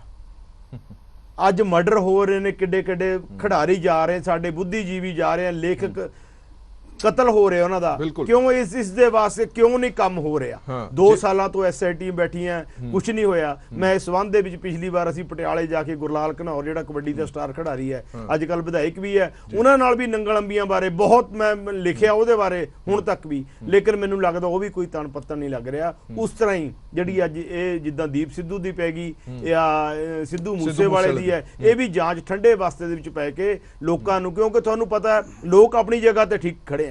ਲੋਕਾਂ ਨੇ 92 ਵਿਧਾਇਕ ਬਣਾਏ ਨੇ, ਬਿਲਕੁਲ, ਕਿਉਂਕਿ ਉਹ ਸੋਚਦੇ ਸੀ ਪਿਛਲੀ ਸਰਕਾਰਾਂ ਨੇ ਕੁਝ ਨਹੀਂ ਕਰਿਆ। ਪਰ ਅੱਜ ਸਰਕਾਰ ਦਾ ਕੋਈ ਵੀ ਨੁਮਾਇੰਦਾ, ਵਿਧਾਇਕ ਤੇ ਲੈ ਕੇ ਤਾਂ ਇੰਟੈਲੀਜੈਂਸ ਦੀ ਰਿਪੋਰਟ ਸੀ, ਇਹ ਆ ਕੋਈ ਗੱਲ ਸੀ, ਉਹਨਾਂ ਨੂੰ ਪਤਾ ਸੀ ਵੀ ਉੱਥੇ ਕਿ ਨਹੀਂ ਜਾ ਲੋਕ ਸਕਦੇ ਸੀ। ਉੱਥੇ ਨਹੀਂ ਜਾ ਸਕਦੇ ਤੇ ਲੋਕਾਂ ਨੇ ਰੋਸ ਇਹਨਾਂ ਨੂੰ ਬਹੁਤ ਸੀ। ਵੜਨ ਨਹੀਂ ਦੇਣਾ, ਕਿਉਂਕਿ ਲੋਕਾਂ ਦੇ ਵਿੱਚ ਰੋਸ ਸੀ ਜਦੋਂ ਇੱਕ ਮਾਂ ਕਰਲਾ ਰਹੀ ਸੀ, ਇੱਕ ਬਾਪ ਕਰਲਾ ਰਿਹਾ ਸੀ। ਇੱਕ ਉਹ ਜਿਹੜਾ ਨਾਰਮਲ ਪਰਿਵਾਰ ਦੇ ਵਿੱਚੋਂ ਉੱਠ ਕੇ ਚੋਟੀ ਤੇ ਪਹੁੰਚ ਕੇ ਉਸ ਖਿਡਾਰੀ ਨੂੰ ਸ਼ਰੇਆਮ ਗੋਲੀਆਂ ਮਾਰ ਦਿੱਤੀਆਂ ਜਾਂਦੀਆਂ। 1 ਘੰਟੇ ਬਾਅਦ ਦੇ ਉੱਥੇ ਐਸਐਸਪੀ ਪਹੁੰਚਦੇ ਆ। ਕੀ ਗੱਲ, ਜਦੋਂ ਐਸਐਸਪੀ ਘਟਨਾ ਦੇ 12 ਮਿੰਟ ਬਾਅਦ ਉੱਥੇ ਪਹੁੰਚ ਜਾਂਦਾ ਹੈ ਜਵਾਹਰ ਕੇ ਜਿੱਥੇ ਕਤਲ ਹੁੰਦਾ ਹੈ, ਉਹਦੇ ਅੰਡਰ 9-10 ਚੌਂਕੀਆਂ ਸੀ ਮਾਨਸਾ ਜ਼ਿਲ੍ਹੇ ਦੀਆਂ। ਕੀ ਉਹ ਤਾਂ ਵਾਇਰਲੈਸ ਤੇ 2 ਮਿੰਟ ਚ ਪਾਸ ਹੋ ਜਾਂਦਾ ਕਿ ਉਸ ਬੰਦੇ ਚੌਂਕੀ ਫੜੇ ਦੀ ਜਾ ਸਕਦੇ ਚੈਕਿੰਗ? ਸੀ। ਤੁਸੀਂ ਮੋਹਾਲੀ ਤੋਂ ਚੰਡੀਗੜ੍ਹ ਨੂੰ ਦੇਖੋ, 4 ਨਾਕੇ ਲੱਗੇ ਹੋਏ ਆ। ਉਹ ਜਿਵੇਂ ਦੱਸਿਆ ਡਾਕਟਰ ਸਾਹਿਬ ਨੇ ਕਿ ਇੱਕ ਪੇਟੀ ਸ਼ਰਾਬ ਦੀ ਲਿਆ ਕੇ ਦੇਖੋ, ਤੁਹਾਨੂੰ 2 ਮਿੰਟ ਦੇ ਵਿੱਚ ਕੱਢ ਕੇ ਤੇ ਤੁਹਾਨੂੰ ਅਖਬਾਰਾਂ 'ਚ ਬਿਠਾ ਕੇ ਪਿੱਛੇ ਖੜ ਜਾਂਦੇ ਆ ਅਧਿਕਾਰੀ ਤੇ ਫੋਟੋ ਖਿਚਾ ਕੇ ਲਾ ਦਿੰਦੇ ਆ ਅਸੀਂ ਇਹ ਫੜਿਆ। ਅੱਜ ਕਿਹਨੇ ਫੜਨੇ ਸੀ? ਸਵਾਲ ਇਸ ਲਈ ਕੀਤਾ ਜਾ ਰਿਹਾ ਹੈ। ਪ੍ਰਸ਼ਾਸਨ ਤੇ ਸਰਕਾਰ ਦੀ ਬਹੁਤ ਵੱਡੀ ਨਲਾਇਕੀ ਹੈ। ਜੇ ਪੰਜਾਬ ਦੇ ਨੌਜਵਾਨਾਂ ਨੂੰ ਇੱਥੇ ਰਵਾਇਤੀ ਖੇਡਾਂ ਦੇ ਵਿੱਚ ਮਾਂ ਖੇਡ ਕਬੱਡੀ ਨਾਲ ਚਾਹੇ ਸਾਡੇ ਸੱਭਿਆਚਾਰ ਨਾਲ ਜੋੜ ਕੇ ਰੱਖਣਾ ਹੈ, ਇਹਨਾਂ ਨੂੰ ਵਿਦੇਸ਼ ਨਹੀਂ ਜਾਣਾ, ਤਾਂ ਪਹਿਲ ਦੇ ਆਧਾਰ ਤੇ ਇਹ ਮਸਲੇ ਆ। ਅੱਜ ਹਰੇਕ ਇੱਕ ਮੂਸੇਵਾਲੇ ਦੀ ਮਾਂ ਹੀ ਨਹੀਂ, ਉਹਦਾ ਬਾਪ ਹੀ ਨਹੀਂ, ਹਰ ਇੱਕ ਨੌਜਵਾਨ ਪੰਜਾਬੀ ਦਾ ਮਾਂ-ਬਾਪ ਸੋਚਦਾ ਕਿ ਮੇਰੇ ਬੱਚੇ ਇੱਥੇ ਸੁਰੱਖਿਅਤ ਨਹੀਂ ਹਨ, ਮੈਂ ਇਹਨਾਂ ਨੂੰ ਆਈਲੈਟਸ ਕਰਾ ਕੇ ਬਾਹਰ ਭੇਜ ਦਵਾਂ, ਘੱਟੋ ਘੱਟ ਜ਼ਿੰਦਾ ਤਾਂ ਰਹਿਣਗੇ। ਬਿਲਕੁਲ ਜੀ, ਹਕੀਕਤ। ਬਰਾੜ ਸਾਹਿਬ, ਬਿਲਕੁਲ ਵਿਚਾਰ ਤਕਰਾਰ ਚੱਲਦੀ ਰਹੇਗੀ। ਇੱਕ ਛੋਟੇ ਜਿਹੇ ਬ੍ਰੇਕ ਲਈ ਰੁਕ ਰਹੇ ਹਾਂ, ਬ੍ਰੇਕ ਤੋਂ ਬਾਅਦ ਜਲਦ ਹਾਜ਼ਰ ਹੋਣੇ। ਬਰਾੜ ਸਾਹਿਬ, ਜਿਵੇਂ ਡਾਕਟਰ ਸਾਹਿਬ ਨੇ ਕਿਹਾ, ਡਾਕਟਰ ਸਾਹਿਬ ਸਿੰਘ ਨੇ ਕਿਹਾ ਕਿ ਸਾਡਾ ਇੰਟੈਲੀਜੈਂਸ ਕਿੱਥੇ ਹੈ? ਮਤਲਬ ਮਾਨਸਾ ਦੇ ਵਿੱਚ ਆਧੁਨਿਕ ਹਥਿਆਰਾਂ ਨਾਲ ਲੈਸ ਹੋ ਕੇ ਗੱਡੀਆਂ ਘੁੰਮਦੀਆਂ ਰਹੀਆਂ। ਇਹ ਤਾਂ ਹੋ ਨਹੀਂ ਸਕਦਾ ਕਿ ਅਚਨਚੇਤ ਉੱਥੇ ਸਿੱਧੂ ਮੂਸੇਵਾਲਾ ਪਹੁੰਚ ਗਿਆ ਤੇ ਅਚਨਚੇਤ ਉਹ ਪਹੁੰਚ ਗਏ। ਪੂਰੀ ਰੇਕੀ ਕੀਤੀ ਹੋਣੀ ਹੈ, ਪੂਰੀ ਸਕੀਮ ਲਾਈ ਹੋਣੀ ਹੈ, ਉਸ ਤੋਂ ਬਾਅਦ ਇਹ ਸਾਰੀ ਘਟਨਾ ਨੂੰ ਅੰਜਾਮ ਦਿੱਤਾ। ਇੰਟੈਲੀਜੈਂਸ ਦਾ ਫੇਲੀਅਰ ਤਾਂ ਸਾਹਮਣੇ ਹੀ ਦਿਖ ਰਿਹਾ ਕਿ ਹੈ ਹੀ ਹੈ। ਉਸ ਦੇ ਨਾਲ ਹੀ ਇੱਕ ਫੇਲੀਅਰ ਇਹ ਵੀ ਹੈ ਕਿ ਸਿਕਿਉਰਿਟੀ ਵਾਪਸ ਲੈ ਕੇ ਜਨਤਕ ਕੀਤਾ ਜਾਣਾ ਕਿ ਫਲਾਣੇ ਤੋਂ ਅਸੀਂ ਸਿਕਿਉਰਿਟੀ ਵਾਪਸ ਲੈ ਲਈ ਹੈ। ਅੱਜ ਜਿੰਨੀਆਂ ਮਰਜ਼ੀ ਗੱਲਾਂ ਕੀਤੀਆਂ ਜਾਣ ਕਿ 2 ਪੁਲਿਸ ਵਾਲੇ ਉਸ ਨੂੰ ਦਿੱਤੇ ਹੋਏ ਸੀ, ਪਰ ਘੱਟੋ ਘੱਟ ਜਿਸ ਕਿਸੇ ਦੀ ਵੀ ਸਿਕਿਉਰਿਟੀ ਘਟਾਈ ਜਾਂਦੀ ਹੈ, ਘਟਾਉਣ ਤੋਂ ਬਾਅਦ ਘੱਟੋ ਘੱਟ ਜਨਤਕ ਤਾਂ ਨਾ ਕੀਤੀ ਜਾਵੇ। ਉਹਦੇ ਦੁਸ਼ਮਣਾਂ ਨੂੰ ਖੁੱਲਾ ਸੱਦਾ ਤਾਂ ਨਾ ਦਿੱਤਾ ਜਾਵੇ ਕਿ ਅਸੀਂ ਸਿਕਿਉਰਿਟੀ ਘਟਾ ਲਈ ਹੈ। ਜਿਹਦੇ ਕੋਲ ਪਹਿਲਾਂ 12 ਸੀ, 12 ਤੋਂ ਘਟਾ ਕੇ 4 ਕਰਤੇ, 4 ਤੋਂ ਘਟਾ ਕੇ ਸਿਰਫ 2 ਤੇ ਲਿਆ ਕੇ ਖੜਾ ਕਰ ਦਿੱਤਾ। ਅਜਿਹੇ ਦੇ ਵਿੱਚ ਅਜਿਹਾ ਹਾਦਸਾ ਹੋਣਾ ਕਿਤੇ ਨਾ ਕਿਤੇ ਆਪ ਹੀ ਸੱਦਾ ਦੇਣ ਵਾਲੀ ਗੱਲ ਸੀ। ਹਰਪ੍ਰੀਤ ਜੀ, ਆਪਣੇ ਸਾਹਮਣੇ ਜਿਹੜੇ ਡਿਸਕਸ ਕਰ ਰਹੇ ਹੁਣ 2 ਮੁੱਦੇ ਆ। ਇੱਕ ਤਾਂ ਗਾਇਕੀ ਦਾ ਜੀ, ਦੂਸਰਾ ਹੈ ਜਿਹੜਾ ਲਾਅ ਐਂਡ ਆਰਡਰ ਦਾ। ਜਿੱਥੋਂ ਤੱਕ ਗਾਇਕੀ ਦਾ ਸਵਾਲ ਹੈ, ਮੈਨੂੰ ਯਾਦ ਆ ਅਸੀਂ ਛੋਟੇ ਹੁੰਦੇ ਸਾਂ ਤੇ ਜਿਹੜਾ ਮਾਲਵਾ ਹੈ ਇਹਦੇ 'ਚ ਆਮ ਤੌਰ ਤੇ ਵਾਰਾਂ ਗਾਈਆਂ ਜਾਂਦੀਆਂ ਸੀ, ਕਿੱਸੇ ਬੜੇ ਜੀਣਾ ਮੋੜ ਦੇ ਜਾਂ ਮਿਰਜ਼ਾ ਸਾਹਿਬਾਂ ਦੇ, ਬਹਾਦਰੀ ਦੇ ਜਿਹੜੇ ਨਾ। ਅੱਜ ਵੀ ਮਾਲਵੇ ਦਾ ਜਿਹੜਾ ਨੌਜਵਾਨ ਹੈ ਉਹ ਦਲੇਰੀ ਬਹਾਦਰੀ ਨੂੰ ਪੂਜਦਾ ਹੈ। ਹਾਂ, ਇਹ ਜਿਹੜੇ ਹੋਣ ਵਾਲੇ ਗਾਇਕ ਹੈ ਇਹ ਥੋੜੇ ਜਿਹੇ ਕਿਸੇ ਪਾਸੇ ਨੂੰ ਹੋਰ ਲੈ ਗਏ ਖਿੱਚ ਕੇ। ਉਹ ਬੜੀ ਸੱਚੀ ਸੁੱਚੀ ਬਹਾਦਰੀ ਹੁੰਦੀ ਸੀ, ਉਹਦੇ ਚ ਲਚਰਪੁਣਾ ਘੱਟ ਹੁੰਦਾ ਸੀ। ਉਹਦੇ ਚ ਇੱਕ ਨੌਜਵਾਨ ਦੀ ਦਲੇਰੀ, ਬਹਾਦਰੀ ਔਰ ਤਾਕਤਾਂ ਨਾਲ ਲੜਨਾ, ਉਹ ਚੀਜ਼ਾਂ ਨੂੰ ਲੋਕੀ ਪੂਜਦੇ ਸੀ। ਇਹ ਇੱਕ ਪੱਖ ਹੈ, ਇਹ ਵੱਖਰੀ ਗੱਲ ਹੈ ਜੀ। ਜਿਹੜਾ ਇਸ ਵੇਲੇ ਸਾਡੇ ਸਾਹਮਣੇ ਵੱਡੀ ਗੱਲ ਹੈ ਸਭ ਤੋਂ, ਜੋ ਮੈਂ ਨਿਰਪੱਖ ਤੌਰ ਤੇ ਵੇਖਿਆ, ਆਬਜ਼ਰਵ ਕੀਤਾ ਹੈ, ਉਹ ਹੈ ਕਿ ਇਸ ਵੇਲੇ ਪੁਲਿਸ ਔਰ ਸਰਕਾਰ ਦੇ ਸਾਹਮਣੇ ਬਹੁਤ ਵੱਡੀ ਚੁਣੌਤੀ ਹੈ। ਛੋਟੀ ਨਹੀਂ, ਬਹੁਤ ਵੱਡੀ ਚੁਣੌਤੀ। ਮੈਂ ਪੜ੍ਹ ਰਿਹਾ ਸੀ ਕੱਲ੍ਹ ਹੀ ਆਰਟੀਕਲ, ਉਹਦੇ 'ਚ ਦੱਸਿਆ ਸੀਗਾ ਕਿ 500 ਗੈਂਗਸਟਰ ਐਕਟਿਵ ਆ ਪੰਜਾਬ 'ਚ, ਹਾਂਜੀ। ਉਹਨਾਂ 'ਚੋਂ 300 ਜੇਲ੍ਹਾਂ 'ਚ ਹੈ ਤੇ 200 ਅਜੇ ਵੀ ਬਾਹਰ ਹੈ। ਜਿਹੜੇ ਜੇਲ੍ਹਾਂ 'ਚ ਬੈਠੇ ਉਹ ਜੇਲ੍ਹਾਂ 'ਚ ਆਪਰੇਟ ਕਰ ਰਹੇ ਆ। ਸਭ ਤੋਂ ਵੱਡੀ ਜਿਹੜੀ ਖਤਰਨਾਕ ਗੱਲ ਹੈ ਕਿ ਉਹ ਉੱਥੋਂ ਆਪਰੇਟ ਕਰ ਰਹੇ ਆ। ਇਹ ਤਾਂ ਇੱਕ ਇਕੱਲੇ ਗੈਂਗਸਟਰ ਵਾਲਾ। ਉਦੋਂ ਬਾਅਦ ਤੁਸੀਂ ਆ ਜਾਓਗੇ ਜਿਹੜੇ ਇਹ ਸਰਹੱਦੀ ਸੂਬਾ ਹੈ ਪੰਜਾਬ, ਪਾਕਿਸਤਾਨ ਵੱਲੋਂ ਅਮਰਿੰਦਰ ਨੂੰ ਲੋਕੀ ਬਹੁਤ ਕੁਝ ਕਹਿੰਦੇ, ਕੁਝ ਵੀ ਸੀਗਾ ਜੀ, ਪਰ ਜਿਹੜੇ ਹੰਡੇ ਪੋਲੀਟੀਸ਼ੀਅਨ ਆ, ਸਿਆਣਾ, ਉਹਨਾਂ ਨੂੰ ਸਭ ਚੀਜ਼ਾਂ ਦਾ ਪਤਾ ਹੈ ਕਿ ਇਹ ਅੱਗ ਲਾਉਣ ਲਈ ਛੋਟੀ ਜੀ ਥੋੜੀ ਜੀ ਲੋੜ ਹੁੰਦੀ ਹੈ। ਉਹ ਉੱਥੋਂ ਸਭ ਕੁਝ ਡਰੱਗ ਆਉਂਦਾ ਹੈ, ਪੈਸਾ ਆਉਂਦਾ ਹੈ, ਹਥਿਆਰ ਆਉਂਦੇ ਆ, ਉਹਦੇ ਵਿੱਚ ਵੀ ਗੈਂਗਸਟਰ ਹੈਗੇ ਆ। ਔਰ ਦੂਜੇ ਪਾਸੇ ਜਿਹੜਾ ਹੁਣ ਡਰੱਗ ਮਾਫੀਆ ਹਾਂਜੀ, ਫਿਰ ਤੁਹਾਡਾ ਰੇਤ ਬੱਜਰੀ ਮਾਫੀਆ, ਇਹ ਸਾਰਾ ਕੁਝ ਜਿਹੜਾ ਨਾ ਇਹ ਬਹੁਤ ਵੱਡਾ। ਦੂਜੀ ਸਭ ਤੋਂ ਵੱਡੀ ਗੱਲ ਹੈ, ਪੁਲਿਸ ਜਿਹੜੀ ਡਿਮੋਰਲਾਈਜ਼ ਹੋਈ ਹੈ, ਜਿਹੜੀ ਤੁਸੀਂ ਨੋਟ ਨਹੀਂ ਕਰ ਰਹੇ। ਹੁਣ ਕਿਸੇ ਥਾਣੇ ਦੇ ਵਿੱਚ ਜਾ ਕੇ ਕਿਸੇ ਪੁਲਿਸ ਅਫਸਰ ਨੂੰ ਤੁਸੀਂ ਵੀਡੀਓ ਲਿਆ ਕੇ ਸਾਹਮਣੇ ਉਹਨੂੰ ਜਲੀਲ ਕਰ ਰਹੇ ਹੋ, ਇਹ ਚੁੱਪ ਚਪੀਤੇ ਡਿਸਮਿਸ ਕਰ ਦਿਓ, ਸਸਪੈਂਡ ਕਰ ਦਿਓ। ਲੇਕਿਨ ਪੁਲਿਸ ਦਾ ਡਿਮੋਰਲਾਈਜ਼ ਹੋਣਾ ਬਹੁਤ ਖਤਰਨਾਕ ਹੁੰਦਾ ਹੈ। ਇਹ ਚੀਜ਼ ਨੂੰ ਸਮਝਣ ਦੀ ਲੋੜ ਹੈ ਪੁਲਿਸ ਦੇ। ਦੂਜੀ ਇੱਕ ਹੋਰ ਗੱਲ ਹੈ ਜੀ ਕਿ ਇਸ ਹਾਲਾਤ ਨੂੰ ਨਜਿੱਠਣ ਲਈ ਬਹੁਤ ਮਜ਼ਬੂਤ ਲੀਡਰਸ਼ਿਪ ਦੀ ਲੋੜ ਹੈ। ਮੈਨੂੰ ਇਸ ਵੇਲੇ ਇਹਦੀ ਘਾਟ ਨਜ਼ਰ ਆ ਰਹੀ ਹੈ ਕਿ ਹੋਏ ਨਹੀਂ। ਪਹਿਲਾਂ ਤਾਂ ਪੁਲਿਸ ਦੇ ਵਿੱਚ ਜਿਹੜੀ ਡਿਮੋਰਲਾਈਜੇਸ਼ਨ ਆਈ ਹੈ ਉਸ ਨੂੰ ਖਤਮ ਕਰਨਾ ਉਹਨੂੰ ਪਏਗਾ। ਖਤਮ ਕਰਨਾ ਪਏਗਾ। ਪੁਲਿਸ 'ਚ ਦੇਰੀ ਲਿਆਉਣੀ ਪਏਗੀ। ਪੁਲਿਸ ਦੇ ਜਦ ਡੱਡਰ ਹੋ ਕੇ ਜਦ ਤੱਕ ਕੰਮ ਨਹੀਂ ਕਰੇਗੀ ਉਹਨੂੰ ਤਾਈ ਕਿਸੇ ਇਹੋ ਜਿਹੇ ਲਾਅ ਐਂਡ ਆਰਡਰ ਨੂੰ ਮੇਨਟੇਨ ਕਰਨਾ ਬੜਾ ਔਖਾ ਹੋ ਜਾਂਦਾ ਬਹੁਤ ਕਿਉਂਕਿ ਹਾਲ ਹੀ ਦੇ ਵਿੱਚ ਜੋ ਘਟਨਾਵਾਂ ਹੋਈਆਂ, ਜੋ ਦਿੱਲੀ ਦੇ ਵਿੱਚ ਪਰਚਾ ਦਰਜ ਹੋਇਆ, ਰਾਜਸਥਾਨ ਦੇ ਵਿੱਚ ਪੁਲਿਸ ਤੇ ਪਰਚਾ ਦਰਜ ਹੋਇਆ, ਕਿਤੇ ਨਾ ਕਿਤੇ ਉਹ ਮਨੋਬਲ ਨੂੰ ਧੱਕਾ ਜ਼ਰੂਰ ਲੱਗਦਾ। ਪੁਲਿਸ ਦੇ ਮਨੋਬਲ ਨੂੰ ਪੁਲਿਸ ਨੂੰ ਮੰਨਿਆ ਜਾਂਦਾ ਕਿ ਉਹ ਪੁਲਿਸ ਹੈ ਜਿਹੜੀ ਹਿਲਾ ਕੇ ਰੱਖ ਦਿੰਦੀ ਹੈ, ਔਰ ਪੁਲਿਸ ਖੁਦ ਹੀ ਜੇ ਕਿਸੇ ਮੁਲਜ਼ਮ ਨੂੰ ਲੈਣ ਗਈ ਹੋਵੇ, ਮੁਲਜ਼ਮ ਬਣ ਕੇ ਆਵੇ ਤਾਂ ਤੁਸੀਂ ਸਹਿਜ ਅੰਦਾਜ਼ਾ ਲਾ ਸਕਦੇ ਹੋ ਕੀ ਹਾਲਾਤ ਹੁੰਦਾ। ਸਿਕਿਉਰਿਟੀ ਵੀ ਇੱਕ ਕੋਈ ਜ਼ਰੂਰੀ ਨਹੀਂ ਵੀ ਉਹ ਬੰਦੂਕ ਨਾਲ ਰੋਕਣਾ, ਇੱਕ ਉਹਦਾ ਭੈ ਹੁੰਦਾ, ਡਰ ਹੁੰਦਾ ਅਗਲੇ ਵੇਖਣ ਵਾਲੇ ਜਿਹੜੇ ਜਿਹਨੇ ਹਮਲਾ ਕਰਨਾ ਕਿ ਇਹਨਾਂ ਕੋਲੇ ਹਥਿਆਰ ਹੈ, ਇਹਦੇ ਨਾਲ ਸਿਕਿਉਰਿਟੀ ਆ, ਸਾਨੂੰ ਇਹਦਾ ਜਿਹੜਾ। ਲੇਕਿਨ ਸਿਕਿਉਰਿਟੀ ਨੂੰ ਐ ਪਬਲਿਕ ਕਰ ਦੇਣਾ ਕਿ ਉਹਦੇ ਕੋਲ ਹੁਣ ਸਿਕਿਉਰਿਟੀ ਨੂੰ ਤੁਸੀਂ ਕਰ ਲਓ, ਹੁਣ ਮੌਕਾ ਹੈ, ਉਹ ਜਿਹੜੀ ਉਹ ਇੱਕ ਵੱਡੀ ਗਲਤੀ ਰਹੀ ਹੈ ਇਹ ਜਿਹੜੀਆਂ ਮੈਚੁਰਿਟੀ ਵਾਲੀਆਂ ਗੱਲਾਂ ਜਿਹਦਾ ਉਹਨਾਂ ਨੂੰ ਕੋਈ ਤਜਰਬਾ ਨਹੀਂ, ਇਹ ਸਾਰੀਆਂ ਗੱਲਾਂ ਉਸ ਦੀਆਂ ਨਿਸ਼ਾਨੀਆਂ। ਇਹ ਖਮਿਆਜ਼ਾ ਭੁਗਤਣਾ ਪਿਆ। ਮਤਲਬ ਤੁਸੀਂ ਵਾਹੋਵਾਹੀ ਜ਼ਰੂਰ ਖੱਟ ਲਓਗੇ ਅਜਿਹੇ ਦੇ ਵਿੱਚ ਕਿ ਲੋਕਾਂ ਨੇ ਕਹਿ ਦਿੱਤਾ ਕਿ ਬਹੁਤ ਵਧੀਆ ਕੀਤਾ ਜੀ, ਇਹਨਾਂ ਨੂੰ ਕੋਈ ਸਿਕਿਉਰਿਟੀ ਦੀ ਲੋੜ ਨਹੀਂ ਸੀ, ਪਰ ਖਮਿਆਜ਼ਾ ਕਿਸ ਨੂੰ ਭੁਗਤਣਾ ਪਿਆ ਉਹਨਾਂ ਨੂੰ ਪੁੱਛ ਕੇ ਦੇਖੋਗੇ ਉਹਨਾਂ ਨੂੰ ਜ਼ਰੂਰਤ ਸੀ ਕਿ ਨਹੀਂ ਜ਼ਰੂਰਤ ਸੀ। ਸਾਡੇ ਨਾਲ ਇੱਕ ਹੋਰ ਮਹਿਮਾਨ ਜੁੜ ਗਏ ਨੇ, ਨਿੰਦਰ ਕੁੰਗਿਆਣਵੀ ਸਾਹਿਬ, ਪੱਤਰਕਾਰ ਤੇ ਸਾਹਿਤਕਾਰ ਨੇ, ਉਹਨਾਂ ਤੋਂ ਵੀ ਕਰੈਕਸ਼ਨ ਲੈ ਲੈਂਦੇ ਆ। ਨਿੰਦਰ ਜੀ ਬਹੁਤ ਬਹੁਤ ਸਵਾਗਤ ਹੈ ਪੀਟੀਸੀ ਨਿਊਜ਼ ਦੇ ਵਿੱਚ ਤੁਹਾਡਾ। ਤੁਸੀਂ ਵੀ ਉਹ ਹਾਲਾਤਾਂ ਦੇ ਵਿੱਚੋਂ ਗੁਜ਼ਰ ਰਹੇ ਹੋ, ਤੁਸੀਂ ਦੇਖ ਹੀ ਰਹੇ ਹੋ ਕਿ ਪੰਜਾਬ ਦੇ ਵਿੱਚ ਕੀ ਹੋ ਰਿਹਾ। ਜੋ ਵੀ ਸਿੱਧੂ ਮੂਸੇਵਾਲੇ ਦਾ ਹੋਇਆ, ਮੈਨੂੰ ਯਾਦ ਹੈ ਕਿ ਨਿੰਦਰ ਕੁੰਗਿਆਣਵੀ ਵੀ ਸਾਡੇ ਨਾਲ ਇੱਕ ਵਾਰ ਡਿਬੇਟ ਦੇ ਵਿੱਚ ਸ਼ਾਮਲ ਸੀ, ਔਰ ਮੁੱਦਾ ਵੀ ਸਿੱਧੂ ਮੂਸੇਵਾਲੇ ਦੇ ਇੱਕ ਗਾਣੇ ਦਾ ਸੀਗਾ। ਮੈਂ ਨਿੰਦਰ ਜੀ ਗੱਲ ਕਰ ਰਿਹਾ ਸੀ ਕਿ ਅਸੀਂ ਸਹਿਮਤ ਹੋਈਏ ਗਾਣੇ ਦੇ ਨਾਲ ਜਾਂ ਨਾ ਸਹਿਮਤ ਹੋਈਏ, ਪਰ ਜੋ ਇਹ ਘਟਨਾ ਹੋਈ ਆ ਉਸ ਨਾਲ ਕੋਈ ਵੀ ਪੰਜਾਬ ਦਾ ਬਸ਼ਿੰਦਾ ਸਹਿਮਤ ਨਹੀਂ ਹੋਊਗਾ ਕਿ ਜੇ ਕਿਸੇ ਨੇ ਕੋਈ ਗਲਤੀ ਕੀਤੀ ਵੀ ਹੈ ਜਾਂ ਕਿਸੇ ਵੀ ਤਰ੍ਹਾਂ ਦਾ ਕੋਈ ਗਾਣਾ ਗਾਇਆ ਤਾਂ ਇਹ ਅੰਜਾਮ ਘੱਟੋ ਘੱਟ ਨਹੀਂ ਹੋਣਾ ਚਾਹੀਦਾ। ਮੈਂ ਯਾਦ ਕਰ ਰਿਹਾ, ਆਪਾਂ ਇੱਥੇ ਇਕੱਠੇ ਹੋਏ ਸੀ ਤੇ ਉਦੋਂ ਉਹਦਾ ਗੀਤ ਆਇਆ ਸੀ ਜੱਟੀ ਜਿਉਣੇ ਮੋੜ ਦੀ ਬੰਦੂਕ ਵਰਗੀ ਜੀ, ਤੇ ਉਹ ਚੋਂ ਮਾਈ ਭਾਗੋ ਦਾ ਜ਼ਿਕਰ ਆਇਆ ਸੀ ਤੇ ਬੜਾ ਰੌਲਾ ਪਿਆ ਤੇ ਡਿਬੇਟ ਹੋਈ। ਤਾਂ ਉਹਦੇ ਚ ਮੈਂ ਆਪਣੇ ਵਿਚਾਰ ਰੱਖੇ। ਤਾਂ ਦੂਜੇ ਦਿਨ ਮੈਨੂੰ ਸਿੱਧੂ ਮੂਸੇਵਾਲੇ ਦਾ ਫੋਨ ਆਉਂਦਾ ਹੈ ਤੇ ਬੜੇ ਪਿਆਰ ਨਾਲ ਆਪਣਾਤ ਨਾਲ ਉਹ ਬੰਦਾ ਗੱਲ ਕਰ ਰਿਹਾ ਸੀ ਕਿ ਬਾਈ ਜੀ ਮੈਂ ਤੁਹਾਡੇ ਲੇਖ ਬਹੁਤ ਪੜ੍ਹਦਾ, ਤੁਹਾਡੀਆਂ ਕਿਤਾਬਾਂ ਵੀ ਮੇਰੇ ਕੋਲ ਹੈਗੀਆਂ ਤੇ ਤੁਸੀਂ ਕਹਿੰਦਾ ਗੱਲਬਾਤ ਕੀਤੀ ਹੈ ਪੀਟੀਸੀ ਤੇ ਮੈਨੂੰ ਬੜੀ ਚੰਗੀ ਲੱਗੀ ਹੈ, ਤੇ ਬਾਈ ਜੀ ਤੁਸੀਂ ਅੱਗੇ ਤੋਂ ਨਾ ਇਹੋ ਜਿਹੀਆਂ ਗੱਲਾਂ ਬਾਤਾਂ ਸਾਨੂੰ ਦੱਸਦੇ ਰਿਹਾ ਕਰੋ, ਸਾਨੂੰ ਲੋੜ ਹੈ ਵੀ ਸਾਨੂੰ ਅਗਵਾਈ ਕਰਨ ਦੀ, ਸਾਨੂੰ ਬੰਦੇ ਦੱਸਦੇ ਨਹੀਂ। ਕਹਿੰਦਾ ਜਿਹੜੇ ਸਾਹਿਤਕਾਰ ਨੇ ਜਾਂ ਵੱਡੇ ਵੱਡੇ ਵਿਦਵਾਨ ਨੇ ਉਹ ਤਾਂ ਨਾ ਗਾਉਣੇ ਵਾਲਿਆਂ ਤੋਂ ਮੂੰਹ ਮੋੜ ਕੇ ਤੇ ਭੱਜ ਜਾਂਦੇ ਨੇ ਪਾਸੇ, ਉਹ ਪਤਾ ਨਹੀਂ ਸਾਨੂੰ ਕਿਉਂ ਨਫ਼ਰਤ ਕਰਦੇ ਆ। ਤੇ ਮੈਨੂੰ ਸਿੱਧੂ ਦੀ ਫੋਨ ਤੇ ਕਈ ਗੱਲ ਬੜਾ ਪ੍ਰਭਾਵਿਤ ਹੋਇਆ। ਮੈਂ ਕਿਹਾ ਵੀ ਮਤਲਬ ਉਹਨੇ ਤਾਂ ਸ਼ਾਇਦ ਗੁੱਸਾ ਕਰਨਾ ਸੀਗਾ ਤੇ ਇਹਨੇ ਗੁੱਸਾ ਕਰਨ ਦੀ ਬਜਾਏ ਉਹਦੀ ਜਿਹੜੀ ਆਲੋਚਨਾ ਸੀ ਉਹਨੂੰ ਬੜਾ ਸਾਰਥਕ ਰੂਪ ਚ ਲਿਆ ਹੈਗਾ ਕਿ ਸਾਨੂੰ ਦੱਸਣ ਦਸਾਉਣ ਵਾਲਿਆਂ ਦੀ ਲੋੜ ਹੈ ਜੀ। ਔਰ ਸਿੱਧੂ ਦੇ ਗੀਤਾਂ ਦੇ ਬਾਰੇ ਚ ਵਿਚਾਰ ਵਖਰੇਵੇਂ ਹੋਣੇ ਉਹ ਇੱਕ ਵੱਖਰੀ ਇਸ਼ੂ ਵਿਸ਼ਾ ਹੈਗਾ, ਪਰ ਜਿਹੜਾ ਇੱਕ ਦਿਨ ਦਿਹਾੜੇ ਉਹਨੂੰ ਖਤਮ ਕਰ ਦਿੱਤਾ ਗਿਆ ਸਾਰੇ ਵਿਸ਼ਵ ਪੱਧਰ ਤੇ, ਜਿੱਥੇ ਜਿੱਥੇ ਪੰਜਾਬੀ ਬੈਠੇ ਉੱਥੇ ਸੋਗ ਪਾਇਆ। ਅੱਜ ਪਾਕਿਸਤਾਨ ਦੇ ਕਲਾਕਾਰਾਂ ਨੇ ਵੀ ਉਹਦੇ ਦੇਹਾਂਤ ਤੇ ਰੋਏ ਉੱਥੇ ਉਹ।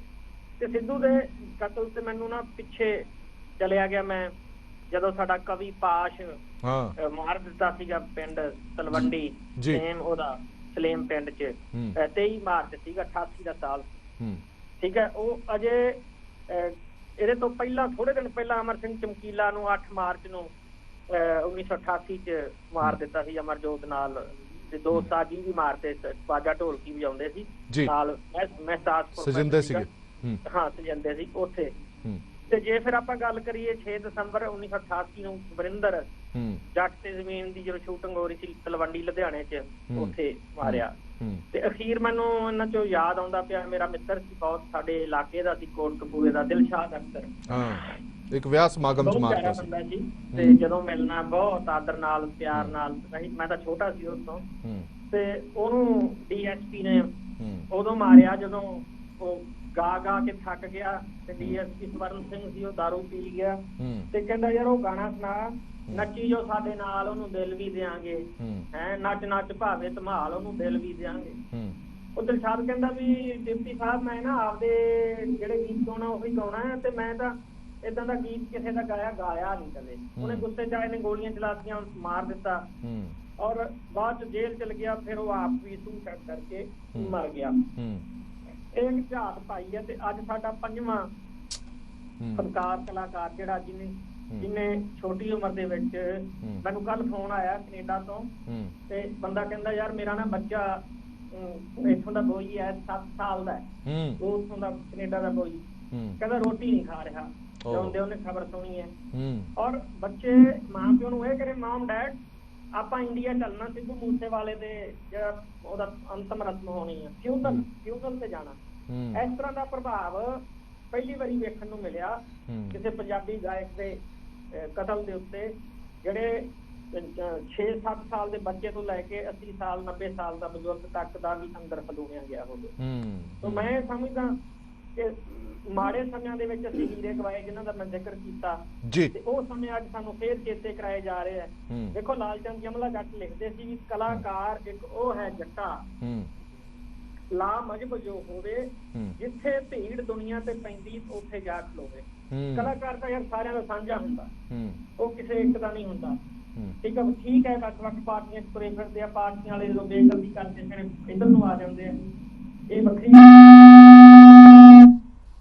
ਕਲਾਕਾਰ ਦੇਖੋ ਆ ਜਿਹਨੂੰ ਲੁਕਾਈ ਦਾ ਹਰ ਖਿੱਤਾ, ਲੁਕਾਈ ਦਾ ਹਰ ਕਸਬਾ, ਲੁਕਾਈ ਦਾ ਹਰ ਬੰਦਾ ਬਿਲਕੁਲ ਨੂੰ ਪਿਆਰ ਕਰਦਾ।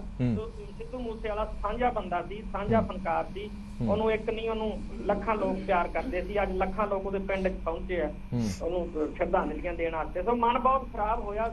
ਬਿਲਕੁਲ ਠੀਕ, ਕਿਉਂਕਿ ਉਦੋਂ ਦੀ ਪਰੇਸ਼ਾਨੀ ਹੋਈ, ਜਿਵੇਂ ਸਾਹਿਬ ਸਿੰਘ ਨੇ ਕਿਹਾ, ਇਹ ਛੋਟੀਆਂ ਗੱਲਾਂ ਨਹੀਂ ਹੁੰਦੀਆਂ ਕਿਸੇ ਦਾ ਬੱਚਾ ਵਿਛੋੜ ਦੇਣਾ। ਜਦੋਂ ਆਪਾਂ ਚਿੜੀ ਦੇ ਨਾਲੋਂ ਉਹਦਾ ਆਪਾਂ ਵੋਟ ਚੁੱਕਦੇ ਆ ਤਾਂ ਉਹ ਵੀ ਵਿਚਾਰੀ ਕਿਵੇਂ ਕਰਲਾਉਂਦੀ ਹੈ। ਜਿਵੇਂ ਟਟੀਰੀ ਹੈ, ਟਟੀਰੀ ਆਪਣੇ ਬੱਚੇ ਦੀ ਕਿਵੇਂ ਰਾਖੀ ਕਰਦੀ ਹੈ ਵਿਚਾਰੀ ਖੇਤਾਂ ਦੇ ਵਿੱਚ।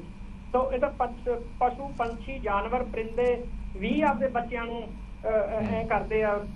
ਕੁਕੜੀ ਆਪਦੇ ਬੱਚਿਆਂ ਨੂੰ ਕਿਵੇਂ ਖੰਭਾਂ ਥੱਲੇ ਟਪਾਉਂਦੀ ਆ। ਤੇ ਅਸੀਂ ਤਾਂ ਮਨੁੱਖ ਹਾਂ। ਅੱਜ ਉਹਦੇ ਪਿਓ ਦਾ ਹਾਲ, ਅੱਜ ਉਹਦੇ ਪਰਿਵਾਰ ਦਾ, ਉਹਦੀ ਵਿਚਾਰੀ ਮਾਤਾ ਦਾ ਦੇਖਿਆ ਨਹੀਂ ਜਾ ਸਕਦਾ।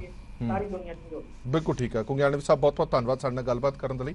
ਨਿੰਦਰ ਕੁੰਗਿਆਣਵੀ ਸਾਹਿਬ ਜਿਹੜੇ ਦੱਸ ਰਹੇ ਸੀ, ਮਸ਼ਹੂਰ ਪੱਤਰਕਾਰ ਵੀ ਨੇ, ਲੇਖਕ ਵੀ ਨੇ, ਚਿੰਤਕ ਵੀ ਨੇ, ਅਕਸਰ ਹੀ ਡਿਬੇਟ ਦਾ ਹਿੱਸਾ ਬਣਦੇ ਨੇ। ਲਾਸਟ ਡਿਬੇਟ ਜਿਵੇਂ ਇਹਨਾਂ ਨੇ ਦੱਸਿਆ, ਸਿੱਧੂ ਮੂਸੇਵਾਲੇ ਦੇ ਇੱਕ ਗਾਣੇ ਤੇ ਹੀ ਅਸੀਂ ਵਿਚਾਰ ਚਰਚਾ ਲੈ ਕੇ ਆਏ ਸੀਗੇ। ਅਸੀਂ ਇਤਫਾਕ ਰੱਖਦੇ ਸੀਗੇ ਕਿ ਉਹ ਗਾਣਾ ਠੀਕ ਨਹੀਂ ਹੈ, ਪਰ ਫਿਰ ਵੀ ਵਿਚਾਰਕ ਮਤਭੇਦ ਹੁੰਦੇ ਨੇ। ਜਿਵੇਂ ਕੁੰਗਿਆਣਵੀ ਸਾਹਿਬ ਨੇ ਕਿਹਾ ਕਿ ਅਗਲੇ ਦਿਨ ਸਿੱਧੂ ਮੂਸੇਵਾਲੇ ਦੇ ਫੋਨ ਕਰਕੇ ਗਿਆ ਕਿ ਤੁਸੀਂ ਪੀਟੀਸੀ ਤੇ ਜੋ ਆਪਣੇ ਬੇਬਾਕ ਬਿਆਨ ਰੱਖੇ ਨੇ ਮੈਂ ਉਹਦੇ ਨਾਲ ਸਹਿਮਤ ਹਾਂ, ਅੱਗੋਂ ਸਿੱਖਣ ਦੀ ਅਸੀਂ ਕੋਸ਼ਿਸ਼ ਵੀ ਕਰਾਂਗੇ। ਡਾਕਟਰ ਸਾਹਿਬ ਸਿੰਘ ਜੀ, ਇਸ ਪੂਰੀ ਘਟਨਾ ਨੇ ਜਿੰਨਾ ਰੋਸ, ਜਿੰਨਾ ਦੁੱਖ ਲੋਕਾਂ ਦੇ ਵਿੱਚ ਭਰਿਆ, ਉਸ ਤੋਂ ਵੱਧ ਭਰਿਆ ਡਰ, ਸਹਿਮ ਦਾ ਮਾਹੌਲ। ਦਹਿਲ ਗਿਆ ਪੰਜਾਬ ਪੂਰੀ ਤਰ੍ਹਾਂ। ਇੱਕ ਉਹ ਅੰਤਰਰਾਸ਼ਟਰੀ ਕਲਾਕਾਰ ਜਿਹਨੇ ਇੰਨਾ ਨਾਮਣਾ ਖੱਟਿਆ ਕਿ ਕੌਮਾਂਤਰੀ ਤੌਰ ਤੇ ਇਹਨਾਂ ਨੇ ਦੱਸਿਆ ਕਿ 6 ਸਾਲ ਦਾ ਬੱਚਾ ਵੀ ਕੁਰਲਾਉਂਦਾ ਕੈਨੇਡਾ 'ਚ ਬੈਠਾ ਹੋਇਆ ਕਿ ਸਿੱਧੂ ਮੂਸੇਵਾਲੇ ਦੇ ਅੰਤਮ ਸੰਸਕਾਰ ਤੇ ਜਾਣਾ ਹੈ। ਇੱਕ ਅਜਿਹੀ ਸ਼ੌਹਰਤ ਹਾਸਲ ਕਰਨ ਵਾਲੇ ਦੀ ਮੌਤ ਇਸ ਦਰਦਨਾਕ ਤਰੀਕੇ ਨਾਲ ਦਿਨ ਦਿਹਾੜੇ, ਇਹ ਨਹੀਂ ਕਿ ਸਵੇਰੇ ਸਵੇਰੇ ਕੋਈ ਮਾਰ ਗਿਆ ਜਾਂ ਅੱਧੀ ਰਾਤ ਨੂੰ ਕੋਈ ਮਾਰ ਗਿਆ, 5 ਵਜੇ ਇਦਾਂ ਕਤਲ ਕੀਤਾ ਜਾਣਾ, ਇਹ ਤੁਹਾਨੂੰ ਲੱਗਦਾ ਹੈ ਕਿ ਇੱਕ ਜਿਹੜਾ ਵੱਡਾ ਸਹਿਮ ਹੈ, ਉਹ ਡਰ ਹੈ, ਹਰ ਪੰਜਾਬ ਵਾਸੀ ਦੇ ਮਨ ਦੇ ਵਿੱਚ ਘਰ ਕਰੇਗਾ? ਅਸਲ ਦੇ ਵਿੱਚ ਜਿਹੜਾ ਸਭ ਤੋਂ ਜ਼ਿਆਦਾ ਖਤਰਨਾਕ ਹੈ ਨਾ, ਉਹ ਇਹ ਡਰ ਹੀ ਹੈ, ਇਹ ਸਹਿਮ ਹੀ ਹੈ। ਹਰ ਬੰਦੇ ਨੂੰ ਇੱਕ ਤਾਂ ਇਹ ਦੁੱਖ ਮਹਿਸੂਸ ਹੋ ਰਿਹਾ ਕਿ ਗੱਭਰੂ ਚਲਾ ਗਿਆ ਔਰ ਇਸ ਤਰ੍ਹਾਂ ਗਿਆ। ਦੂਜਾ, ਹਰ ਬੰਦਾ ਇਸ ਫਿਕਰ ਦੇ ਵਿੱਚ ਹੈ ਕਿ ਇਸ ਤੋਂ ਅੱਗੇ ਹੁਣ ਕੀ ਹੋਏਗਾ, ਪੰਜਾਬ ਕਿੱਧਰ ਨੂੰ ਜਾਏਗਾ, ਸਾਨੂੰ ਕਿੱਧਰ ਨੂੰ ਧੱਕਿਆ ਜਾਏਗਾ। ਇਹ ਸਹਿਮ ਹੈ, ਜਿਹੜਾ ਡਰ ਹੈ, ਮਾਂ-ਬਾਪ ਦੇ ਦਿਲਾਂ ਦੇ ਵਿੱਚ ਆਪਣੇ ਬੱਚਿਆਂ ਪ੍ਰਤੀ ਇੱਕ ਸਹਿਮ ਪੈਦਾ ਹੋ ਗਿਆ ਕਿ ਕਿੱਥੇ ਤਾਂ ਉਹ ਇਹ ਫਿਕਰ ਰੱਖਦੇ ਕਿ ਸਾਡੇ ਬੱਚਿਆਂ ਨੂੰ ਕੋਈ ਰੁਜ਼ਗਾਰ ਮਿਲੇ, ਨੌਕਰੀ ਮਿਲੇ। ਹੁਣ ਉਹਦੇ ਨਾਲ ਇੱਕ ਵੱਡਾ ਫਿਕਰ ਪੈ ਗਿਆ ਕਿ ਸਾਡੇ ਬੱਚੇ ਕੀ ਸੇਫ ਵੀ ਹੈਗੇ ਆ, ਜਾਨ ਦੇ ਲਾਲੇ ਪੈ ਗਏ। ਫਿਰ ਤੋਂ ਤੁਹਾਨੂੰ ਮਤਲਬ ਯਾਦ ਹੋਏਗਾ, ਜੋ ਤੁਸੀਂ ਦੇਖੋ ਕਿ ਹਾਲੇ ਥੋੜੇ ਹਲੇ ਮਹੀਨੇ ਹੀ ਹੋਏ ਆ ਜਦੋਂ ਅਸੀਂ ਦਿੱਲੀ ਦੇ ਵਿੱਚ ਇੱਕ ਬਹੁਤ ਵੱਡਾ ਮੋਰਚਾ ਲੜ ਕੇ ਤੇ ਜਿੱਤ ਕੇ ਵਾਪਸ ਆਏ ਆ। ਉਹ ਜਿਹੜਾ ਮੋਰਚਾ ਲੜਿਆ, ਜਿਹੜਾ ਜਿੱਤਿਆ, ਜਿਹੜੀ ਇੱਕ ਪੰਜਾਬੀ ਬੰਦੇ ਦੀ ਇਮੇਜ ਇੱਕ ਅੰਤਰਰਾਸ਼ਟਰੀ ਪੱਧਰ ਤੇ ਬਣੀ, ਜਿੱਥੇ ਕਿ ਅੰਤਰਰਾਸ਼ਟਰੀ ਸ਼ਖਸੀਅਤਾਂ ਵੱਡੀਆਂ ਨੇ ਵੀ ਐਪਰੀਸ਼ੀਏਟ ਕੀਤਾ ਕਿ ਯਾਰ ਇੱਕ ਇਹੋ ਜਿਹਾ ਮੋਰਚਾ ਲੁਕਾਈ ਨੇ ਖੜਾ ਕੀਤਾ। ਉਹ ਜੋ ਕੁਝ ਹੋਇਆ, ਜੋ ਸਾਡੀ ਇੱਜ਼ਤ ਬਣੀ, ਜੋ ਸਾਡਾ ਕੱਦ ਹੈਗਾ, ਉਹ ਸੱਤਾ 'ਚ ਬੈਠੇ ਲੋਕਾਂ ਨੂੰ ਕਿੰਨਾ ਕੁ ਪ੍ਰਵਾਨ ਹੈ, ਸਾਨੂੰ ਇਹ ਵੀ ਸੋਚਣਾ ਪਊਗਾ ਕਿ ਜਿਹੜੀ ਪੰਜਾਬ ਦੀ ਇੱਕ ਵੱਡੀ ਇੱਕ ਇਮੇਜ ਬਣੀ ਹੈ, ਉਹ ਛੇਤੀ ਕਿਤਿਆਂ ਸੱਤਾ 'ਚ ਬੈਠੇ ਰਸੂਖਵਾਨ ਲੋਕ ਹਾਜ਼ਮ ਨਹੀਂ ਕਰਦੇ। ਔਰ ਪੰਜਾਬ ਨਾਲ ਤੇ ਮੁੱਢ ਤੋਂ ਹੀ ਧੱਕਾ ਹੁੰਦਾ ਆਇਆ ਹੈ, ਹੁੰਦਾ ਰਿਹਾ ਹੈ। ਉਸ ਧੱਕੇ ਦੇ ਵਿੱਚੋਂ ਹੀ ਬਹੁਤ ਕੁਝ ਉਪਜਿਆ, ਉਸ ਦੇ ਵਿੱਚੋਂ ਖੂਨ ਖਰਾਬਾ ਵੀ ਉਪਜਿਆ, ਬਹੁਤ ਕੁਝ ਉਪਜਿਆ, ਤੇ ਅੱਜ ਵੀ ਉਸ ਪੰਜਾਬ ਨੂੰ ਪਿੱਛੇ ਸੁੱਟਣ ਦੀ ਕੋਸ਼ਿਸ਼ ਹੈਗੀ ਹੈ। ਇਹ ਵੱਡੀ ਇੱਕ ਸਾਜ਼ਿਸ਼ ਹੈ ਜਿਹਦੇ ਹਿੱਸੇ ਚੋਂ ਇਹ ਇੱਕ ਘਟਨਾ ਨਿਕਲੀ ਹੈ, ਹੋਰ ਵੀ ਨਿਕਲ ਸਕਦੀ ਹੈ ਕਿ ਪੰਜਾਬ ਦੀ ਪਿੱਠ ਕਿਵੇਂ ਲਾਉਣੀ ਹੈ।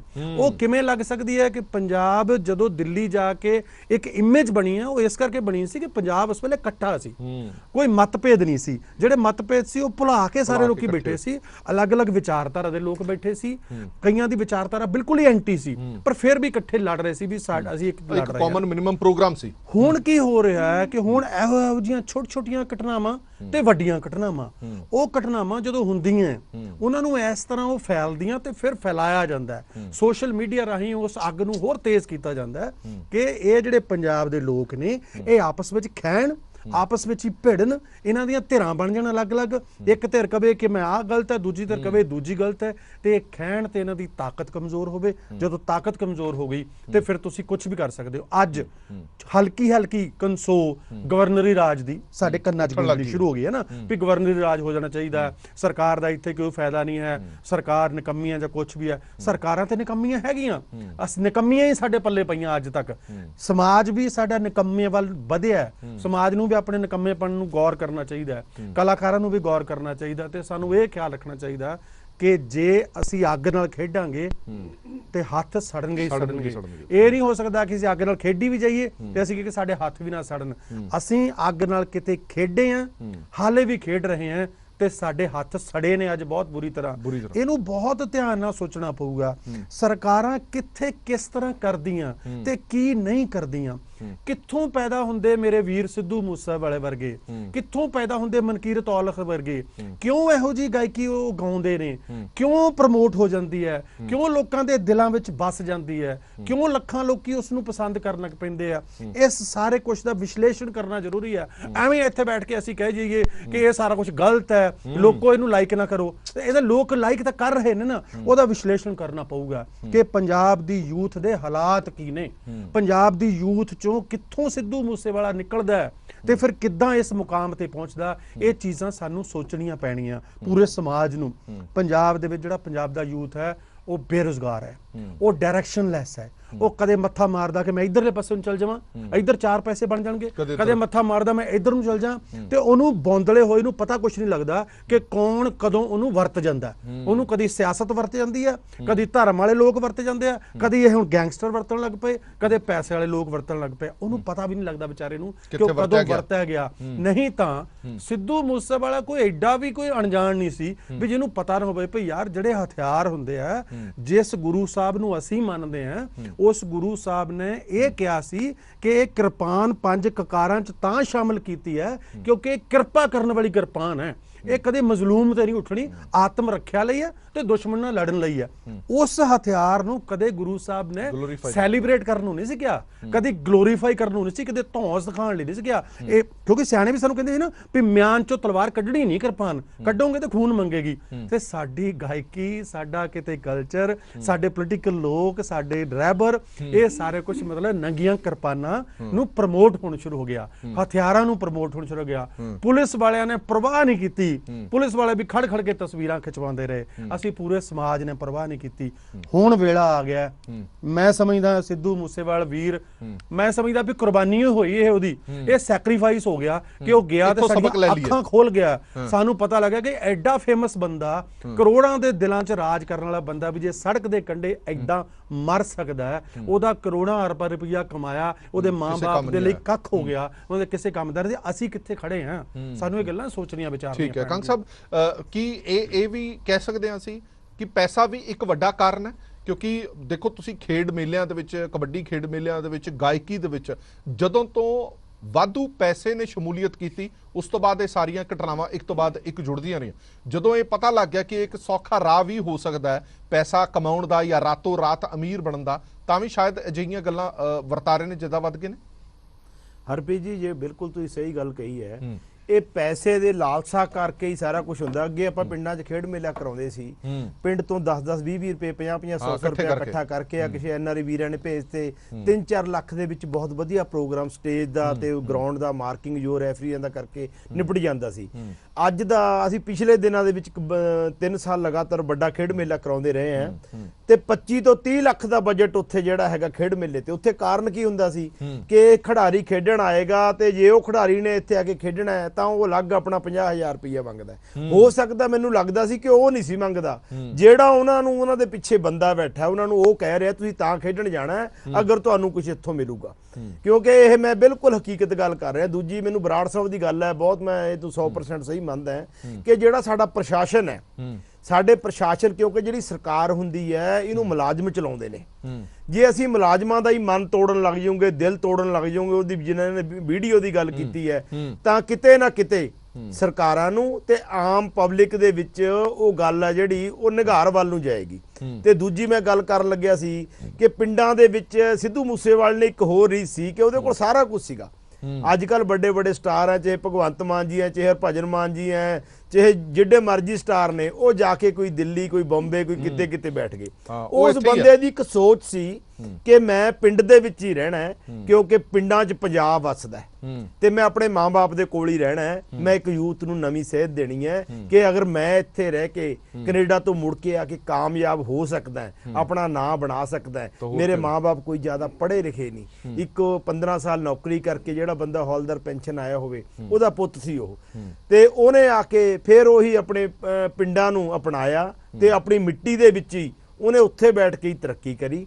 ਤੇ ਉਹਦਾ ਜਿਹੜਾ ਮੈਂ ਸਮਝਦਾ ਕਿਉਂਕਿ ਮੈਂ ਉਹਨੂੰ ਵੀ 1-2 ਵਾਰ ਮਿਲਿਆ, ਉਹਦੇ ਦਿਮਾਗ ਦੇ ਵਿੱਚ ਇਹ ਗੱਲ ਜ਼ਰੂਰ ਚੱਲਦੀ ਸੀ ਵੀ ਯਾਰ ਸ਼ਾਇਦ ਮੇਰੇ ਕੋਲ ਇੰਨਾ ਕੁਝ ਹੈਗਾ, ਮੈਂ ਕੁਛ ਨਾ ਕੁਛ ਹੁਣ ਸਮਾਜ ਦਾ ਭਲਾ ਕਰ ਜਾਵਾਂ, ਕਿਸੇ ਗਰੀਬਾਂ ਦਾ। ਜਿਹੜਾ ਉਹਦਾ ਇਲੈਕਸ਼ਨ ਦੇ ਵਿੱਚ ਖੜਨ ਦਾ ਵੀ ਕਾਰਨ ਸੀ, ਉਹਦਾ ਕਾਰਨ ਇਹ ਸੀ ਮੈਂ ਆਪਣਾ ਮਾਨਸਾ ਜ਼ਿਲ੍ਹੇ ਨੂੰ ਕਿ ਇੱਥੇ ਬੈਠ ਕੇ ਮਾਸ ਗਿੱਦੜਬਾਹੇ ਤੋਂ ਗੁਰਦਾਸ ਮਾਨ ਜੀ ਗਏ ਆ, ਉਹ ਵੀ ਜਾ ਕੇ ਬੰਬੇ ਬੈਠੇ ਨੇ, ਪਰ ਇਸ ਬੰਦੇ ਨੇ ਆਪਣੇ ਪਿੰਡਾਂ ਦੇ ਵਿੱਚ ਜਿਹੜੀ ਮਿੱਟੀ ਸੀ ਉਹਨੂੰ ਮੋਹ ਦੇ ਵਿੱਚ ਰੱਖਿਆ, ਉਹਦੇ ਨਾਲ ਪਿਆਰ ਕੀਤਾ। ਸ਼ਾਇਦ ਨੌਜਵਾਨੀ ਨੂੰ ਇਹ ਵੀ ਗੱਲ ਉਹਦੀ ਬਹੁਤ ਚੰਗੀ ਲੱਗਦੀ ਸੀ। ਅੱਜ ਮੈਂ ਦੇਖਿਆ ਕਿ ਅਪਰੋਚ ਬੜੀ ਵਧੀਆ ਸੀਗੀ ਉਹਦੀ। ਅਪਰੋਚ ਸੀ। ਬਠਿੰਡੇ ਤੋਂ 2 ਕੁੜੀਆਂ ਆਈਆਂ, ਇੱਕ 10 ਸਾਲ ਦਾ ਬੱਚਾ ਸੀ, 2-3 ਟੀਵੀ ਚੈਨਲ ਵਾਲੇ ਉਹਨਾਂ ਨਾਲ ਕੁੜੀਆਂ ਨਾਲ ਇੰਟਰਵਿਊ ਕਰ ਰਹੇ ਸੀ।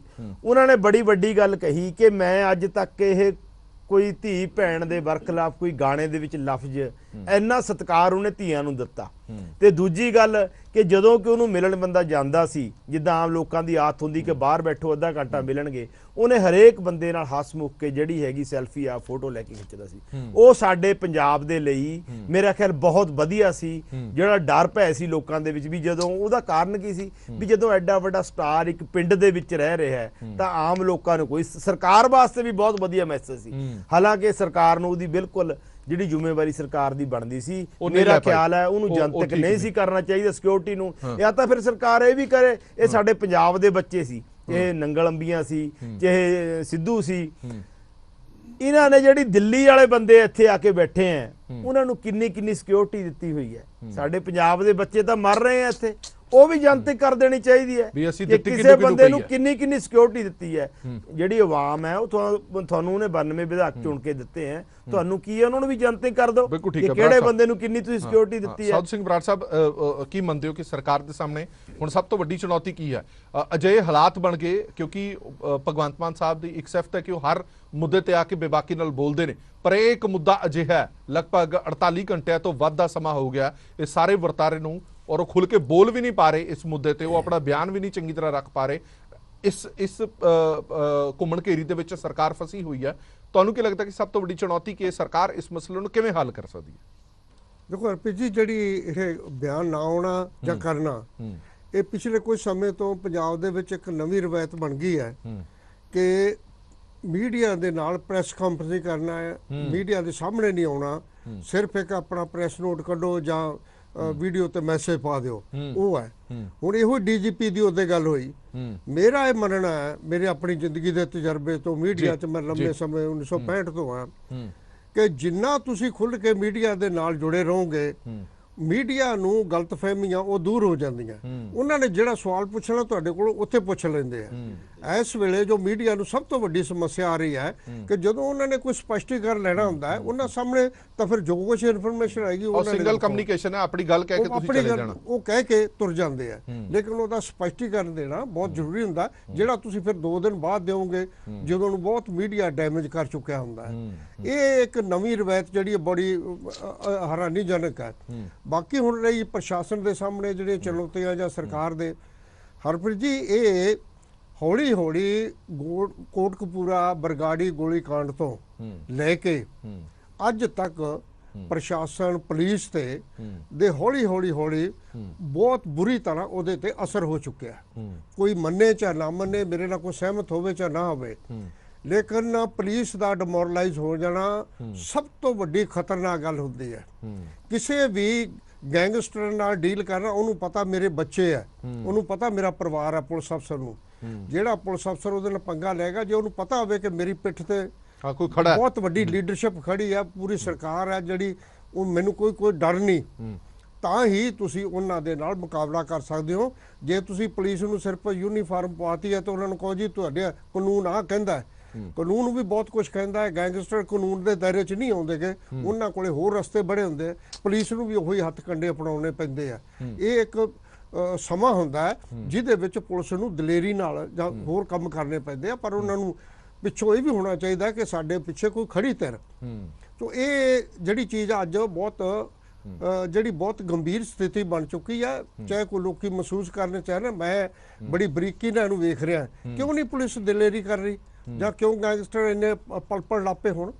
ਕਿਉਂਕਿ ਹਰੇਕ ਬੰਦਾ ਡਰਦਾ ਕੱਲ ਨੂੰ ਮੈਨੂੰ ਕੋਰਟਾਂ 'ਚ ਖਿੱਚਣਗੇ, ਕੱਲ ਨੂੰ ਮੈਨੂੰ ਕਹਿਣਗੇ ਵੀ ਤੂੰ ਆਹ ਕਿਉਂ ਨਹੀਂ ਕੀਤਾ, ਗੋਲੀ ਪੱਟ 'ਚ ਕਿਉਂ ਨਹੀਂ ਮਾਰੀ, ਤੂੰ ਗਿੱਟੇ 'ਚ ਕਿਉਂ ਨਹੀਂ ਮਾਰੀ, ਹੈ ਜੀ। ਉਹਦੇ ਗੋਲੀ ਚੱਲਦੀ ਹੈ, ਭੀੜ ਆਉਂਦੀ ਹੈ, ਉਹਨੇ ਆਪਦੀ ਜਾਨ ਬਚਾਉਣੀ ਹੈ, ਉਹਨੂੰ ਉਸ ਵੇਲੇ ਦੇ ਉਸ ਮੌਕੇ ਦੇ ਸਿਰ ਅਨੁਸਾਰ ਸੋਚਣਾ ਪੈਂਦਾ। ਇਹ ਸਾਰੀਆਂ ਗੱਲਾਂ। ਦੂਜੀ ਹੈ, ਇਹਨਾਂ ਕੋਲ ਅਜੇ ਨਵੇਂ ਆਏ, ਇਹਨਾਂ ਕੋਲ ਤਜਰਬੇ ਦੀ ਘਾਟ ਸੀ। ਜੋ ਸਿਕਿਉਰਿਟੀ ਜਿਸ ਤਰੀਕੇ ਨਾਲ ਵਾਪਸ ਲਈ, ਫਿਰ ਪੂਰੇ ਜਨਤਕ ਕੀਤੀ, ਅਖਬਾਰਾਂ ਦੇ ਵਿੱਚ ਪੂਰੀ ਦੇ ਪੂਰੀਆਂ ਸੂਚੀਆਂ ਛਪ ਗਈਆਂ, ਮੀਡੀਆ ਤੇ ਛਪ ਗਈਆਂ। ਉਹ ਤਾਂ ਜਿਹੜੇ ਬੰਦੇ ਉਡੀਕ ਰਹੇ ਹੁੰਦੇ ਆ ਵੀ ਕੋਈ ਜਰਾ ਜਿੰਨੀ ਇੱਥੇ ਘਾਟ ਹੋਵੇ ਸਿਕਿਉਰਿਟੀ 'ਚ ਤੇ ਅਸੀਂ ਆਪਣਾ ਦਾਅ ਲਾਈਏ, ਉਹ ਉਹਨਾਂ ਨੂੰ ਮੌਕਾ ਮਿਲ ਗਿਆ। ਚਲੋ ਇਹ ਇੱਕ ਵੱਡੀ ਚੁਣੌਤੀ ਹੁਣ ਸਰਕਾਰ ਦੇ ਸਾਹਮਣੇ ਜ਼ਰੂਰ ਹੈਗੀ ਹੈ, ਔਰ ਸਭ ਤੋਂ ਵੱਡੀ ਗੱਲ ਹੈ ਕਿ ਇਸ ਮੌਤ ਤੋਂ ਸਬਕ ਲੈਣ ਦੀ ਜ਼ਰੂਰਤ ਹੈ। ਸਬਕ ਸਿਰਫ ਪੁਲਿਸ ਸਰਕਾਰ ਨੂੰ ਨਹੀਂ, ਸਬਕ ਸਾਡੇ ਕਲਾਕਾਰਾਂ ਨੂੰ ਵੀ ਲੈਣ ਦੀ ਜ਼ਰੂਰਤ ਹੈ, ਸਬਕ ਸਾਡੇ ਸਮਾਜ ਨੂੰ ਵੀ ਲੈਣ ਦੀ ਜ਼ਰੂਰਤ ਹੈ, ਤਾਂ ਜੋ ਕੱਲ ਨੂੰ ਫਿਰ ਕੋਈ ਸਿੱਧੂ ਮੂਸੇਵਾਲਾ, ਕੋਈ ਜਵਾਨ ਮਾਂ ਦਾ ਪੁੱਤ ਹੈ ਜਿਹੜਾ ਇਸ ਤਰ੍ਹਾਂ ਗੋਲੀਆਂ ਦਾ ਸ਼ਿਕਾਰ ਨਾ ਹੋਵੇ। ਪਰ ਚਿੰਤਾ ਬਹੁਤ ਵੱਡੀ ਹੈ, ਮਸਲਾ ਬਹੁਤ ਗੰਭੀਰ ਹੈ ਕਿ ਕੀ ਇਹ ਫੁੱਲ ਸਟਾਪ ਹੈ ਜਾਂ ਇਸ ਤੋਂ ਬਾਅਦ ਹੁਣ ਜਿਹੜੇ ਇਹ ਅੰਜਾਮ ਦਿੱਤਾ ਗਿਆ ਇਸ ਘਟਨਾ ਨੂੰ, ਇਹ ਘਟਨਾਵਾਂ ਦੇ ਵਿੱਚ ਹੋਰ ਵਾਧਾ ਹੋਏਗਾ। ਔਰ ਉਸ ਵਾਧੇ ਨੂੰ ਰੋਕਣ ਦੇ ਲਈ ਸਭ ਤੋਂ ਵੱਡੀ ਜ਼ਿੰਮੇਵਾਰੀ ਸਰਕਾਰ ਤੇ ਪ੍ਰਸ਼ਾਸਨ ਤੇ ਪੁਲਿਸ ਦੀ ਹੈ, ਔਰ ਉਹ ਕਿਵੇਂ ਰੋਕਣਗੇ ਇਸ ਤੇ ਸਾਰਿਆਂ ਦੀ ਨਜ਼ਰ ਬਣੀ ਰਹੇਗੀ। ਬਹੁਤ ਬਹੁਤ ਧੰਨਵਾਦ ਸਾਰੇ ਮਹਿਮਾਨਾਂ ਦਾ ਇਸ ਪੂਰੀ ਵਿਚਾਰ ਚਰਚਾ ਜੁੜੇ ਰਹਿਣ ਦੇ ਲਈ। ਦੇਸ਼ ਦੁਨੀਆ ਦੀ ਬਾਕੀ ਖਬਰਾਂ ਦੇ ਲਈ ਬਣੇ ਰਹੋ PTC ਨਿਊਜ਼ ਦੇ ਨਾਲ। ਧੰਨਵਾਦ।